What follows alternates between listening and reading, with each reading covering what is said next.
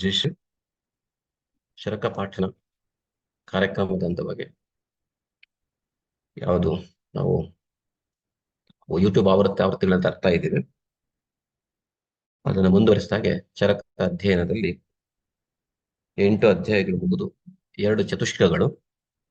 ಮೊದಲನೇ ಚತುಷ್ಕ ಔಷಧ, ಎರಡನೇದು ಸ್ವಸ್ಥ ಚತುಷ್ಕದ 4ನೇ ಅಧ್ಯಾಯ ಇಂದ್ರಿಯೋಪಕ್ರಮಣೀಯ ಅಧ್ಯಯನ ಮುಗಿಸಿ ಈಗ 3ನೇ ಚತುಷ್ಕ ಹಾಗೂ 9ನೇ ಅಧ್ಯಾಯ ಇದಕ್ಕೆ ನಾವು ಮುಂದುವರಿತಾ ಇದ್ದೀವಿ.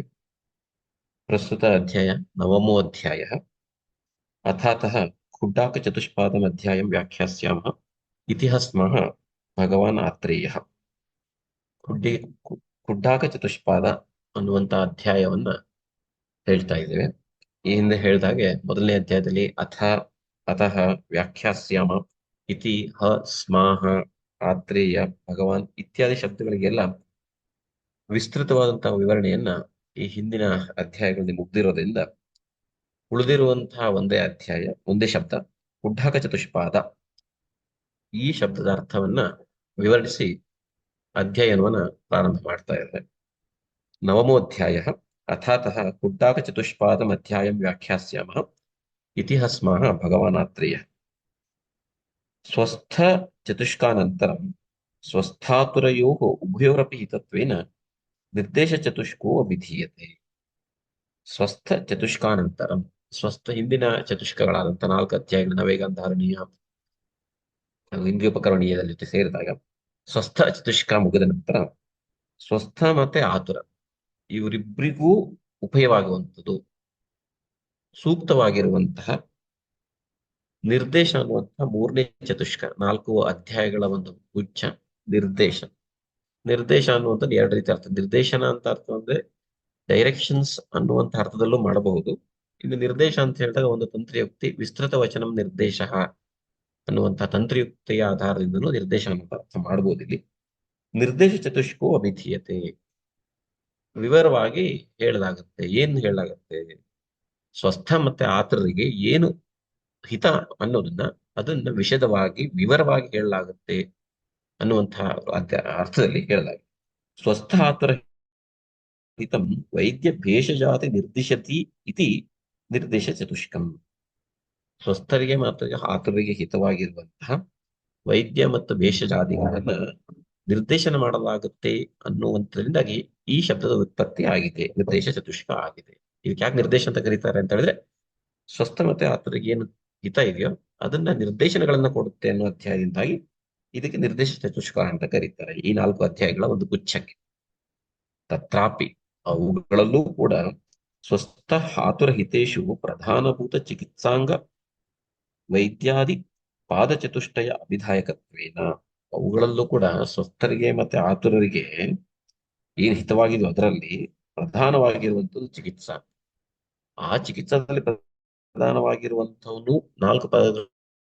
ಪ್ರಧಾನವಾಗಿರುವಂಥದ್ದು ವೈದ್ಯನ ಒಳಗೊಂಡಂತಹ 4 ಪಾದಗಳು. ಇತಿ ಅಧ್ಯಾಯ ಅದನ್ನು ಹೇಳಬೇಕಾಗಿದೆ. ಅಭಿಧೇಯ ಇಲ್ಲಿ ಯಾವುದೊಂದು ಚತುಷ್ಪಾದಗಳು ಅಭಿಧೇಯ, ಅವುಗಳು ವೈದ್ಯ, ವಿಶೇಷ ಮತ್ತೆ ಉಪಸ್ಥಾತ ಮತ್ತೆ ರೋಗಿ, ಅವುಗಳನ್ನು ಇಲ್ಲಿ ಹೇಳೋದ್ರಿಂದಾಗಿ ಈ ಅಧ್ಯಾಯಕ್ಕೆ ಖುಡ್ಡಾಕ ಚತುಷ್ಪಾದ ಅಂತ ಕರೆದಿದ್ದಾರೆ ಅಂತ ಆಯ್ತು. ಹಾಗಾದ್ರೆ ಖುಡ್ಡಾಕ ಅಂತ ಶಬ್ದ ಅರ್ಥ ಏನು? ಖುಡ್ಡಾಕ ಶಬ್ದವು ಅಲ್ಪವಚನ. ಈ ಪ್ರಸ್ತುತ ಪ್ರಕರಣದಲ್ಲಿ ಖುಡ್ಡಾಕ ಅನ್ನುವಂಥದನ್ನ ಅಲ್ಪ, ಕಡಿಮೆ ಅನ್ನೋಂಥ ಅರ್ಥ. ಇಲ್ಲಿ ಒಂದು ಸ್ವಲ್ಪ ಸಂಶಯ. ನಿರ್ದೇಶ ಅಂತ ಹೇಳುವಂತಹ ಚತುಷ್ಕ ಸಂಜ್ಞೆ ಇದೆ. ನಿರ್ದೇಶ ಅಂತ ವಿಸ್ತಾರವಾಗಿ ಹೇಳ್ತೀವಿ ಅಂತ, ಆದ್ರೆ ಅಧ್ಯಾಯದ ಹೆಸರು ಮಾತ್ರ ಖುಡ್ಡಾಕ ಅಂತ ಹೇಳ್ತೀವಿ, ಅಲ್ಪ ಅಂತ ಅರ್ಥ ಆಗುತ್ತೆ. ಎಲ್ಲೋ ಒಂದ್ ಕಡೆ ಅರ್ಥ ವ್ಯತ್ಯಾಸ ಏನಾದ್ರು ಬರ್ತಾ ಇದೆಯಾ ಅನ್ನುವಂಥ ಒಂದು ಸಂಶಯ ಬರುತ್ತೆ. ಖುಡ್ಡಾಕ ಅಲ್ಪ ಅಂತ ಹೇಳ್ತಾ ಇದ್ದಾನೆ, ಏನ್ ಹಾಗಾದ್ರೆ ಆ ಉದ್ದೇಶ ಏನಿರ್ಬೋದು? ಇದು ಅಲ್ಪ ಅಂತ ಹೇಳುವಂತಾರೆ ಹಿಂದೆ ಔಚಿತ್ಯ ಇದೆ ಅನ್ನೋದು ಹೇಳ್ತಾರೆ. ಇದಕ್ಕೆ ಇದೇ ತರ ಖುಡ್ಡಾಕ ಅನ್ನುವಂಥ ಶಬ್ದನ ಅಲ್ಪ ಅರ್ಥದಲ್ಲಿ ಎಲ್ಲಿ ಉಪಯೋಗಿಸಿದ್ದಾರೆ ಅಂತ ಹೇಳಿದ್ರೆ, ಶರೀರಸ್ಥಾನದ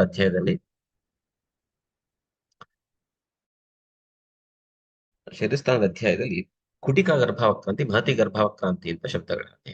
3ನೇ ಮತ್ತು 4ನೇ ಅಧ್ಯಾಯಗಳು ಗರ್ಭದ ಅವಕ್ರಮಣ, ಗರ್ಭದ ಮೇಲನ ಹಾಗೂ ಅದರ ವರ್ಧನ, ಪೋಷಣ ಇತ್ಯಾದಿಗಳ ವಿಷಯಗಳನ್ನ ಅಲ್ಪವಾಗಿಯೂ ಮತ್ತು ವಿಸ್ತಾರವಾಗಿಯೂ ಹೇಳಿರುವಂತಹ ಅಧ್ಯಾಯಗಳಿರುವಂತಹ ಕುಟಿಕಾ ಗರ್ಭಾವಕ್ರಾಂತಿ ಮತ್ತು ಮಹತಿ ಗರ್ಭಾವಕ್ರಾಂತಿ ಅಂತ ಎರಡು ಅಧ್ಯಾಯ ಇದೆ.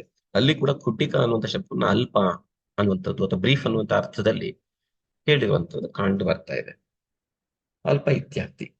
ಈಗ ಒಂದು ಬಂತು ವೈದ್ಯತ್ರಯ, ವೈದ್ಯ, ಔಷಧ, ಪರಿಚಾರಕ, ರೋಗಿಣ, ಚಿತ್ಸಾಯ, ಚತ್ವಾರ ಪಾದ. ಹಾಗಾದ್ರೆ ಚತುಷ್ಪಾದ ಅಂತಿದ್ರಲ್ಲ, ಯಾವ್ದು ಚತುಷ್ಪಾದಗಳು? ಚತುಷ್ಪಾದಗಳು ಯಾವ್ಯಾವ ಅಂತಂದ್ರೆ ವೈದ್ಯ, ಔಷಧ, ಪರಿಚಾರಕ ಮತ್ತೆ ರೋಗಿ. ಈ ನಾಲ್ಕರನ್ನ ಚಿಕಿತ್ಸಾ ಚತುಷ್ಪಾದ ಅಂತ ಕರೀತಾರೆ. ಚತುಷ್ಪಾದಂ ತಂ ಹುಡ್ಡಾಕಂ ಅಭಿಧೇಯತೆಯ ಅಧಿಕೃತ್ಯ ಕಥಾ ಅಧ್ಯಾಯ. ಸೊ ಈ ಅಧ್ಯಾಯಕ್ಕೆ ಯಾಕೆ ಅಭಿಧೇಯ, ಆ ಡೆಸಿಗ್ನೇಷನ್ ಯಾಕೆ ಬಂತು, ಆ ಹೆಸರನ್ನ ಯಾಕೆ ಇಡಲಾಯ್ತು ಅಂತಂದ್ರೆ, ಈ ವೈದ್ಯಕ್ಕೆ ಚಿಕಿತ್ಸೆಗೆ ಬೇಕಾದಂತಹ 4 ಪಾದಗಳು, ಅವುಗಳ ಬಗ್ಗೆ ವಿವರಣೆಯನ್ನ ಅಲ್ಪರೂಪವಾಗಿ ಹೇಳುವಂತಹ ಅಧ್ಯಾಯ ಆಗಿರೋದ್ರಿಂದ ಇದಕ್ಕೆ ಕುಟಿಕ ಗರ್ಭವಕ್ರ ಕುಟಿಕ ಚತುಷ್ಪಾದ ಅಧ್ಯಾಯ, ಕುಟಕ ಚತುಷ್ಪಾದ ಅಂತ ಕರೀತಾ ಇದ್ದಾರೆ. ಆಯ್ತು. ಅತ್ರ ಉತ್ಪನ್ನಸ್ಯ ತು ಪ್ರತ್ಯಯಸ್ಯ ಅಧ್ಯಾಯ ಅನುಪಯೋ ಲುಕ್ಚ ಇತಿ ಚತ್. ಈ ಚತ್ ಪ್ರತ್ಯಯ ಯಾಕೆ ಬಂತು ಅಂತ ಹೇಳಿ ಇದನ್ನು ಕೂಡ ಹಿಂದಿನ ಅಧ್ಯಾಯಗಳಲ್ಲಿ ನಾವು ಹೇಳಿ ಆಗಿದೆ. ಇಲ್ಲಿ ಕುಟಕ ಅನ್ನುವಂಥದ್ದು ಆಬ್ಸಲ್ಯೂಟ್ ಅಂತ ಅರ್ಥ ಮಾಡ್ಕೊಳ್ಳೋದಿಲ್ಲ, ಸಾರ್ವಕಾಲಿಕವಾದಂತೂ ಅಲ್ಪ ಅಂತ ಅರ್ಥ ಅಲ್ಲ, ಒಂದು ಏನು ಕಂಪೇರಿಟಿವ್ ಅನ್ನೋ ಅಂತ ಅರ್ಥದಲ್ಲಿ. ಮುಂದಿನ ಮತ್ತೊಂದು ಅಧ್ಯಾಯ ಬರುತ್ತೆ, ಅಲ್ಲಿ ಬೇರೆ ಯಾವುದನ್ನು ವಿಶೇಷವಾಗಿ ಹೇಳ್ತಾ ಇದ್ವಿ, ಚತುಷ್ಪಾದಗಳಿಗೆ ಸಂಬಂಧಪಟ್ಟ ವಿಷಯ. ಇಲ್ಲಿ ಚತುಷ್ಪಾದಗಳಲ್ಲೂ ನಾವೇನ್ ಹೇಳ್ಬೇಕು ಅಂತ ಆಗಿದ್ರೆ ಆತುರನಿಗೆ ಮತ್ತೆ ಸ್ವಸ್ಥನಿಗೆ ಯಾವ್ದು ಹಿತ ಅದನ್ನ ಹೇಳ್ಬೇಕಾಗಿದೆ. ಅದನ್ನ ಇನ್ನೂ ವಿಸ್ತಾರವಾಗಿ ಮುಂದಿನ ಅಧ್ಯಾಯಗಳಲ್ಲಿ ಹೇಳ್ತೀವಿ. ಆ ಮುಂದಿನ ಅಧ್ಯಾಯಕ್ಕೆ ಕಂಪೇರಿಟಿವ್ ಆಗಿ ಅಥವಾ ಹೋಲಿಸಿ ನೋಡಿದಾಗ ಅಲ್ಪ ಅನ್ನುವಂತ ಅರ್ಥದಲ್ಲಿ ಹೊರತು ಸಾರ್ವಕಾಲಿಕ ಅರ್ಥ ಕಡಿಮೆ ಅಂತ ಅರ್ಥ ಅಲ್ಲ, ಹೇಳೋದನ್ನೇ ಕಡಿಮೆ ಹೇಳ್ತೀವಿ ಅಂತ ಅರ್ಥ ಅಲ್ಲ. ಮುಂದಿನ ಅಧ್ಯಾಯ ಹೇಳಿದಾಗ ಇಲ್ಲಿ ಸ್ವಲ್ಪ ಅಲ್ಪತ್ವ ಇದೆ ಅನ್ನುವಂಥದ್ದು ಹೋಲಿಕೆ ತುಲನೆ ಮಾಡಿದಾಗ ಬರುವಂತ ಅರ್ಥದಿಂದಾಗಿ ಕುಡ್ಡಾಕ ಅನ್ನುವಂಥ ಅರ್ಥ ಕೊಡಬೇಕು ಅನ್ನೋದು ಚಕ್ರಪಾಣಿ ಅಭಿಪ್ರಾಯ. ಕುಡ್ಡಾಕತ್ವಂಚ ಅಸ್ಯ ವಕ್ಷಮಾಣ ಮಹಾಚತುಷ್ಪಾದ ಅಪೇಕ್ಷೆನ, ಅದಕ್ಕೆ ಹೋಲಿಕೆ ಮಾಡಿದಾಗ, ಅದಕ್ಕೆ ತುಲನೆ ಮಾಡಿದಾಗ ಬರುವಂತದ್ದು ಇಲ್ಲಿ ಅಲ್ಪತ್ವವೇ ಹೊರತು ಈ ಅಧ್ಯಾಯದಲ್ಲಿ ಹೇಳಿರುವಂತದ್ದು ಅಲ್ಪತ್ವ. ಯಾಕೆಂತಂದ್ರೆ ನಿರ್ದೇಶ ಅನ್ನುವಂತಹ ಹೆಸರು ಕೊಟ್ಟಾಗ ನಿರ್ದೇಶ ಅನ್ನೋದು ವಿಸ್ತಾರವಾಗಿ ಹೇಳ್ತಾರೆ. ಇಲ್ಲಿ ಅಲ್ಪತ್ವ ಅನ್ನುವಂಥದ್ದು ಮುಂದಕ್ಕೆ ಕಂಪೇರಿಟಿವ್ ಸೆನ್ಸ್ ಅಲ್ಲಿ ಹೊರತು ಅಬ್ಸಲ್ಯೂಟ್ ಸೆನ್ಸ್ ಅಲ್ಲಿ ಅಲ್ಲ ಅನ್ನುವಂಥದ್ದು ಅಭಿಪ್ರಾಯ ಆಗುತ್ತೆ. ಮತ್ತೆ ಮುಂದಿನ ಶ್ಲೋಕ ಓದ್ಬೇಕಂದ್ರೆ, ಮುಂದಿನ ಶ್ಲೋಕ 3ನೇ ಶ್ಲೋಕ. ಭಿಷಕ್ ದ್ರವ್ಯಾಣಿ ಉಪಸ್ಥಾತ ರೋಗಿಪಾದ ಚತುಷ್ಟಯಂ ಗುಣವತ್ ಕಾರಣಂ ಜ್ಞೇಯಂ ವಿಕಾರ ಉಪಶಾಂತಯೇ. ಇದು ಶ್ಲೋಕದ ಅರ್ಥ. ಭಿಷಕ್ ದ್ರವ್ಯಾಣಿ ಉಪಸ್ಥಾತ ರೋಗಿ ಪಾದಚತುಷ್ಟಯಂ ಗುಣವತ್ ಕಾರಣಂ ಜ್ಞೇಯಂ ವಿಕಾರ ವಿಪಶಾಂತಯೇ. ವಿಕಾರ ವಿಪಶಾಂತಯೇ, ವಿಕಾರಗಳ ಉಪಶಾಂತಿಯಲ್ಲಿ ಗುಣವತ್ ಭಿಷಕ್ ದ್ರವ್ಯಾಣಿ ಉಪಸ್ಥಾತ ಇತಿ ಪಾದಚತುಷ್ಟಯಂ ಕಾರಣಮಿತಿ ಜ್ಞೇಯಂ. ಉತ್ಪನ್ನವಾದಂತಹ ವಿಕಾರಗಳ ಉಪಶಮನದಲ್ಲಿ ಸರ್ವಗುಣಗಳಿಂದಲೂ ಕೂಡಿದಂತಹ ಭಿಷಕ್, ಔಷಧ ದ್ರವ್ಯ, ಉಪಸ್ಥಾತ, ಪರಿಚಾರಕ ಹಾಗೂ ಮತ್ತೆ ರೋಗಿ, ಅವುಗಳು ಪಾದಚತುಷ್ಟಯ, ಗುಣವತ್ ಪಾದಚತುಷ್ಟಯ, ತಮ್ಮ ಏನೇನು ಗುಣಗಳನ್ನ ಹೇಳಿದ್ದಾರೆ ಆ ಗುಣಗಳಿಂದ ತುಂಬಿರುವಂಥದ್ದು ಇತ್ತು ಅಂತಂದ್ರೆ ಅದು ವಿಕಾರ ಶಾಂತಿಗೆ ಕಾರಣ ಆಗುತ್ತೆ. ಕಾರಣೇ ವಿಕಾರಾಣಂ ವಿಕಾರ ಉಪಶಾಂತಿಯೇ ಕಾರಣ. ವಿಕಾರಗಳ ಉಪಶಾಂತಿಗೆ ಕಾರಣ ಯಾವ್ಯಾವ ಕಾರಣ? ಈ 4 ಕಾರಣ. ಯಾವ ರೀತಿ ಕಾರಣ? ಗುಣವತ್ತಿದ್ದಾಗ ಕಾರಣ ಆಗುತ್ತೆ ಅನ್ನುವಂಥದ್ದನ್ನ ಈ ಶ್ಲೋಕದಲ್ಲಿ, ಮೂಲ ಶ್ಲೋಕದಲ್ಲಿ ಅರ್ಥೈಸ್ಕೋಬಹುದು. ಅದನ್ನ ಚಕ್ರಪಾಣಿಯವರು ಯಾವ ರೀತಿ ನೋಡ್ತಾ ಇದ್ದಾರೆ ಅಂತ ನೋಡ್ತಾ ಹೋದ್ರೆ, ಅತ್ರ ಭಿಷಕ್ ಆದೌ ಉಕ್ತಂ ಪ್ರಧಾನತ್ವ. ಆಯ್ತು, ಈ 4ಅನ್ನಂತೂ ಹೇಳಿದ್ವಿ. 4 ಮೊದಲೇ ಯಾಕೆ ಭೇಷಜ ವೈದ್ಯನಾಗಿ ಹೇಳಬೇಕಾಯ್ತು? ವಕ್ಷ್ಯತಿ ಪ್ರಧಾನಂ ಭಿಷಕ್ ಅತ್ರತು ಇತಿ. ಇದ್ರೊಳಗಡೆ ಅತ್ರ ಈ ಚಿಕಿತ್ಸೆಯಲ್ಲಿ ಮುಂದೆ ಹೇಳ್ತಾರೆ ಯಾಕೆ ಈ ಚಿಕಿತ್ಸೆ, ವೈದ್ಯನೇ ಯಾಕೆ ಪ್ರಧಾನ ಅಂತ ಹೇಳ್ತಾರೆ. ವೈದ್ಯನ ನಂತರ ಯಾವ್ದಾಗುತ್ತೆ? ಅವ್ರು ಕೊಡುವಂತಹ ಔಷಧ. ಚಿಕಿತ್ಸಾಯಂ ಪ್ರಧಾನ ಕಾರಣ ಭೂತತ್ವ. ಚಿಕಿತ್ಸೆನಲ್ಲಿ ಒಂದು ಮೊದಲನೇ ಪ್ರಧಾನತ್ವ ಅನ್ನುವಂಥದ್ದು ವೈದ್ಯನಿಗಾದ್ರೆ, ಎರಡನೇದು ಅಲ್ಲಿ ಕೊಡುವಂತಹ ಔಷಧಿಗಳಿಗೆ ಎರಡನೇ ಪ್ರಧಾನತೆ ಬರುತ್ತೆ. ಇವೆರಡುಗಳಿಗೂ ಒಂದು ತಂದೆ ಆದ ಔಚಿತ್ಯ ಇದೆ, ಗೌರವ ಇದೆ ಅನ್ನೋದ್ರಿಂದಾಗಿ ಇವುಗಳನ್ನ ಮೊದಲನೇ 2 ರೀತಿ ಹೇಳ್ಕೊಳ್ತಾ ಬಂದಿದ್ದಾರೆ. ತದನು ಪರಿಚಾರಕ, ಅದರ ನಂತರ ಬರುವಂತಹದ್ದು, ಅಲ್ಲಿ ಬರುವಂತಹ ಪರಿಚಾರಕರು ಉಪಸ್ಥಾತ. ಉಪಹ ಸಮೀಪೆ, ಸ್ಥ ಅಂದ್ರೆ ಇರುವಂತದ್ದು, ಉಪ ಸಮೀಪೆ ರೋಗಿಯ ಪಕ್ಕದಲ್ಲೇ ಇರುವಂತಹವು. ಇಲ್ಲಿ ಇದಕ್ಕೊಂದು ವ್ಯಾಪ್ತವಾದಂತಹ ಅರ್ಥನ ಕೊಡ್ತಾ ಹೋಗ್ತಾನೆ. ಏನು ಉಪಚಾರಕ ಅಂದ್ರೆ ಉಪಚಾರಕ ಏನೇನೆಲ್ಲ ಮಾಡ್ತೀವಿ. ಭೇಷಜ ಪ್ರಯೋಗಸ್ಯ ಕಲ್ಕ ಕ್ವಾಥಾದಿ ಸಾಧ್ಯತೆ ತದಧೀನತ್ವಾತ್.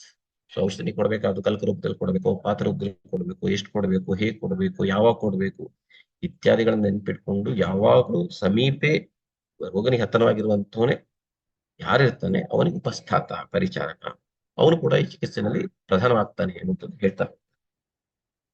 ಇಷ್ಟು ಒಂದು ಪ್ರಶ್ನೆ ಆಯ್ತು. ಈ ಸ್ಥಿತಿನಲ್ಲಿ ರೋಗಿನೇ ಇಲ್ಲ ಅಂದ್ರೆ ಚಿಕಿತ್ಸೆ ಅನ್ನೋದು ಸಾಧ್ಯವೇ ಇಲ್ಲ. ಅದರಿಂದಾಗಿ ಒಂದು ಪೂರ್ವ ಪಕ್ಷ ಬರುತ್ತೆ. ಯದ್ಯಪಿ ಆತುರಾಧಿಕರಣಂ ಆರೋಗ್ಯ ಪಾದೈಹಿ ಸಂಪಾದ್ಯತೆ. ಈಗ ನಾವು ಮಾಡಬೇಕಾಗಿರೋದೇನು? ಆರೋಗ್ಯ. ಈ ಆರೋಗ್ಯ ಅನ್ನುವಂಥದ್ದು ಈ 4 ಪಾದಗಳಿಂದ ಬರ್ತದೆ. ಆರೋಗ್ಯ ಎಲ್ಲಿ ಆಗ್ಬೇಕಾಗಿದೆ? ಆತುರ ಅನ್ನುವಂಥ ಅಧಿಕರಣದಲ್ಲಿ ಆಗ್ಬೇಕು. ಹಾಗಿದ್ದಾಗ ಸೈವಚ ವೈದ್ಯಾದೀನಂ ಉಪಕಾರ್ಯ. ಅದರಿಂದ ಆರೋಗ್ಯ ಅನ್ನೋದು ಮಾಡೋದಕ್ಕೆ ರೋಗಿನೇ ಪ್ರಧಾನವಾಗಿರುವಾಗ ಆರೋಗ್ಯ ವೈದ್ಯನಿಗೂ ಕೂಡ ಅದ್ ಮಾಡ್ಲಿಕ್ಕೆ ಅವಕಾಶ ಕೊಡುವಂಥದ್ದೇನು? ರೋಗ ಆರೋಗ್ಯ ರೂಪವಾಗಿರೋದ್ರಿಂದ ಬರುವಾಗ ಹೊರಹೊಮ್ಮೋದ್ರಿಂದ ಅಲ್ಲಿ ವೈದ್ಯನಿಗೆ ಉಪಕಾರ್ಯ ಮಾಡುವಂಥದ್ದು ಆರೋಗ್ಯ ಆಯ್ತಲ್ಲ. ಹಾಗಿದ್ದಾಗ ವೈದ್ಯ ಹೇಗೆ ಪ್ರಧಾನ ಆಗುತ್ತೆ ಅಂತ ಒಂದು ಪ್ರಶ್ನೆ ಕೇಳಿದಾಗ ತಥಾಪಿ ಇಹ ವ್ಯಾಧಿ ಪ್ರಶಮೆ ಸಾಧ್ಯೆ ಯಥಾ ವೈದ್ಯಾದಿ ಪಾದತ್ರಯಸ್ಯ ವ್ಯಾಪಾರೋ ನ ತಥಾ ಆತುರಸ್ಯ ಇತಿ ಅಪ್ರಧಾನ ವಿವಕ್ಷೆಯ ಪಶ್ಚಾದುಕ್ತಃ.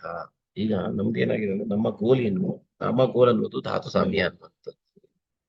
ಅಲ್ಲಿ ಆತುರ ಪ್ರಶಮನೆಗೆ ವೈದ್ಯನಿಗೂ ಆರೋಗ್ಯ ರೋಗಿಗಳಿಗಿಂತಲೂ ವೈದ್ಯನದ್ದೇ ಪ್ರಧಾನತ್ವ ಇವರು ಬರುತ್ತೆ. ಆತುರ ಅನ್ನುವಂಥವ್ನು ಅಪ್ರಧಾನ ಆಗ್ತಾನೆ ಅನ್ನುವಂಥದ್ದನ್ನ ಹೇಳೋದ್ರಿಂದಾಗಿ ವೈದ್ಯರಿಗೆ ಫಸ್ಟ್ ಕೊಟ್ಬಿಟ್ಟು ಆತುರನಿಗೆ ಕೊನೆಗೆ ಇಡಲಾಗಿದೆ ಅಂತ ಹೇಳ್ತಾರೆ. ಹಾಗಾದ್ರೆ ಪಾದ ಪಾದ ಅಂತ ಹೇಳ್ತಾ ಇದ್ರೆ ಪಾದ ಅಂದ್ರೆ ಏನರ್ಥ? ಪಾದ ಅಂದ್ರೆ ಬೇರೆ ಬೇರೆ, ಈಗ ಕಾಲು ಅಂತ ಆಗ್ಬೋದು, ಪ್ರಾಣಿಗಳ ಕಾಲಾಗ್ಬೋದು, ಮೆಂಚಿನ ಕಾಲಾಗ್ಬೋದು. ಇಲ್ಲಿ ಪಾದ ಅಂದ್ರೆ ಏನರ್ಥ? ಇನ್ನು ಬೇಕಂದ್ರೆ ಆ ಶ್ಲೋಕಗಳಲ್ಲಿ ಹೇಳುವಾಗ ಶ್ಲೋಕಗಳ ಪಾದ ಅಂತ ಹೇಳ್ಬೋದು. ಇಲ್ಲಿ ಪಾದ ಅಂದ್ರೆ ಪಾದ ಚತುಷ್ಟಯಂ ಇತಿ ಪಾದ ಚತುರ್ಥೋ ಭಾಗ. ಒಂದು ಚಿಕಿತ್ಸೆ ಅನ್ನುವಂಥದ್ದು 4 ಭಾಗವಾಗಿ ವಿಂಗಡಣೆ ಮಾಡಿದ್ರೆ ಒಂದು ಕ್ವಾರ್ಟರ್ ಅಂತ ಏನ್ ಕರಿತೀವಿ, ಒಂದು ಚತುರ್ಥಾಂಶ ಅಂತ ಏನ್ ಕರಿತೀವಿ, ಈ 4 ಅಂಗಗಳು ಅಥವಾ ಒಂದೊಂದು ಅಂಶವನ್ನ ಪ್ರತಿಪಾದನೆ ಮಾಡ್ತವೆ. ಒಂದು ಚತುರ್ಥ ಭಾಗವನ್ನ ಅವು ಮಾಡ್ತವೆ ಅನ್ನೋ ಕಾರಣಕ್ಕೋಸ್ಕರ ಪಾದ ಚತುರ್ಥೋ ಭಾಗ ಅಂತ ಹೇಳ್ತಾರೆ. ಶ್ಲೋಕಾದಿ ಪಾದಕ ವೈದ್ಯಾದಿಷು ಪಾದ ಸಂಜ್ಞಾಕರಣೇನ ಅನ್ಯತರ ವೈಕಲ್ಯನಾಪಿ ಚಿಕಿತ್ಸಾ ನ ಭವತಿ ಇತಿ ದರ್ಶಯತಿ. ಶ್ಲೋಕದಲ್ಲೂ ಕೂಡ ಪಾದಾದಿಗಳು ಬರುವಂತದ್ದು ಇರುವುದರಿಂದಾಗಿ ಇಲ್ಲಿ ಏನಪ್ಪಾ ಅಂದ್ರೆ 4 ಅಂತ ಹೇಳಿದ್ವಾಗ ಯಾಕೆ ಅದಕ್ಕೆ 4 ಒಂದು ಈಕ್ವಲ್ ಇಂಪಾರ್ಟೆನ್ಸ್ ಅನ್ನುವಂಥದ್ದು, ಈಕ್ವಲ್ ರೋಲ್ ಟು ಪ್ಲೇ ಅನ್ನುವಂಥ ಅರ್ಥದಲ್ಲಿ ಹೇಳಿರೋದ್ರಿಂದಾಗಿ ಇವು 4ರಲ್ಲಿ ಯಾವುದಾದ್ರೂ ಒಂದು ವಿಕಲತ್ವ ಬಂತು ಅಂತಂದ್ರೆ ಸಮ್ಯಕ್ ಚಿಕಿತ್ಸೆ ಆಗೋದಕ್ಕೆ ಸಾಧ್ಯ ಆಗೋದಿಲ್ಲ ಅನ್ನೋ ಅರ್ಥದಲ್ಲಿ ಚಿಕಿತ್ಸಾ ಚತುಷ್ಪಾದ ಅಂತ ಹೇಳಿದ್ದಾರೆ. ಹಾಗಾದ್ರೆ ಅದು ಹೇಗಿರಬೇಕು? ಬರೀ ದೋಷರಹಿತವಾಗಿಲ್ಲದೆ ಅಷ್ಟೇ ಸಾಕು, ಬೇರೆ ಏನಾದ್ರು ಇದೆಯಾ? ಅದಕ್ಕೆ ಹೇಳ್ತಾನೆ ಹಾಗಲ್ಲ. ಗುಣವದಿತಿ, ಅವುಗಳಿಗೆ ನಿರ್ದಿಷ್ಟವಾದಂತಹ ಕೆಲವೊಂದು ಗುಣಗಳಿದ್ದಾವೆ. ಆ ಗುಣಗಳನ್ನ ನಿರ್ದಿಷ್ಟವಾದಂತಹ ಗುಣಗಳಿದೆ.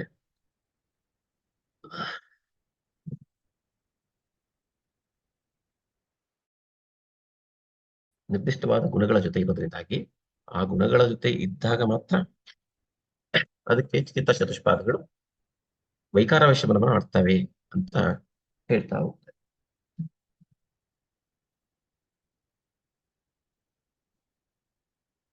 ಏನ್ ಹಾಗಾದ್ರೆ ಗುಣವತ್ಗಳು? ಮುಂದಿನ ಶ್ಲೋಕ ಇರುತ್ತೆ. ಶ್ಲೋಕ ಸಂಖ್ಯೆ 6ರಿಂದ 9ರವರೆಗೆ ಶ್ರುತಿ ಪರ್ಯವತಾತತ್ವ ಅಂತಹ ವೈದ್ಯನ ಗುಣಗಳು, ಹಾಗೆ ಬಹುತ ತತ್ರ ಯೋಗ್ಯತ್ವ ಅಂತ ಔಷಧ ಗುಣಗಳು, ಈ ರೀತಿ ಪ್ರತಿಯೊಂದರದ್ದು ಗುಣಗಳನ್ನ ಹೇಳ್ತಾ ಹೋಗ್ತಾನೆ.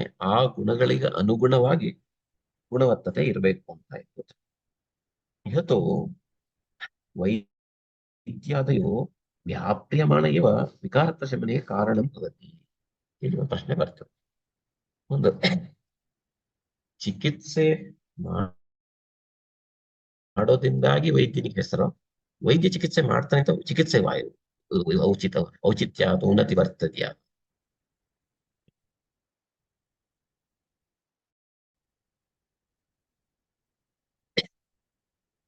ಅಂತ ಒಂದು ಪ್ರಶ್ನೆ ಬರ್ತದೆ. ಆಗ ಅವ್ನು ಹೇಳ್ತಾನೆ, ಇಲ್ಲಿ ಚಿಕಿತ್ಸೆ ಮಾಡೋದು ಉದ್ದೇಶ. ಹಾಗಿದ್ದಾಗ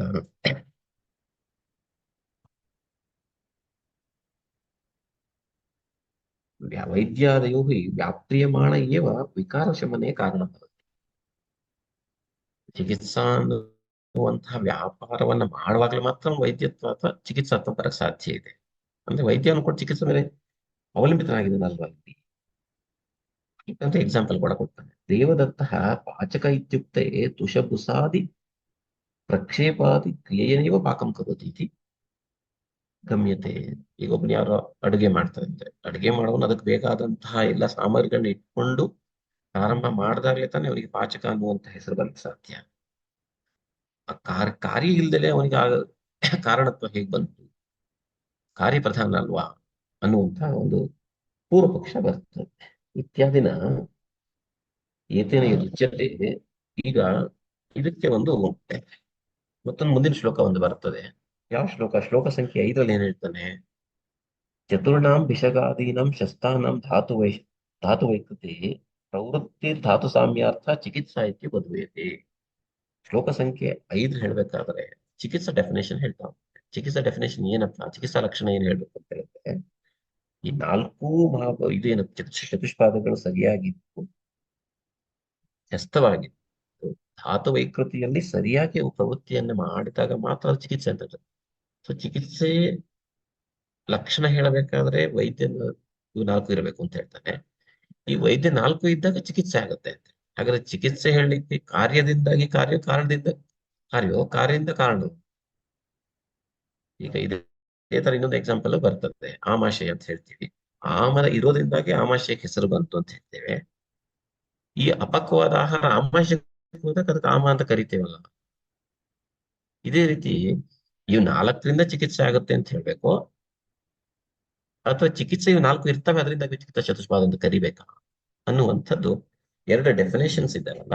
ಒಂದಕ್ಕೊಂದು ಎಲ್ಲೋ ಒಂದು ಕಡೆ ಕಾಂಟ್ರಡಿಕ್ಟರಿ ಅನ್ನುವಂಥ ಒಂದು ಪೂರ್ವ ಪಕ್ಷ ಬರುತ್ತೆ.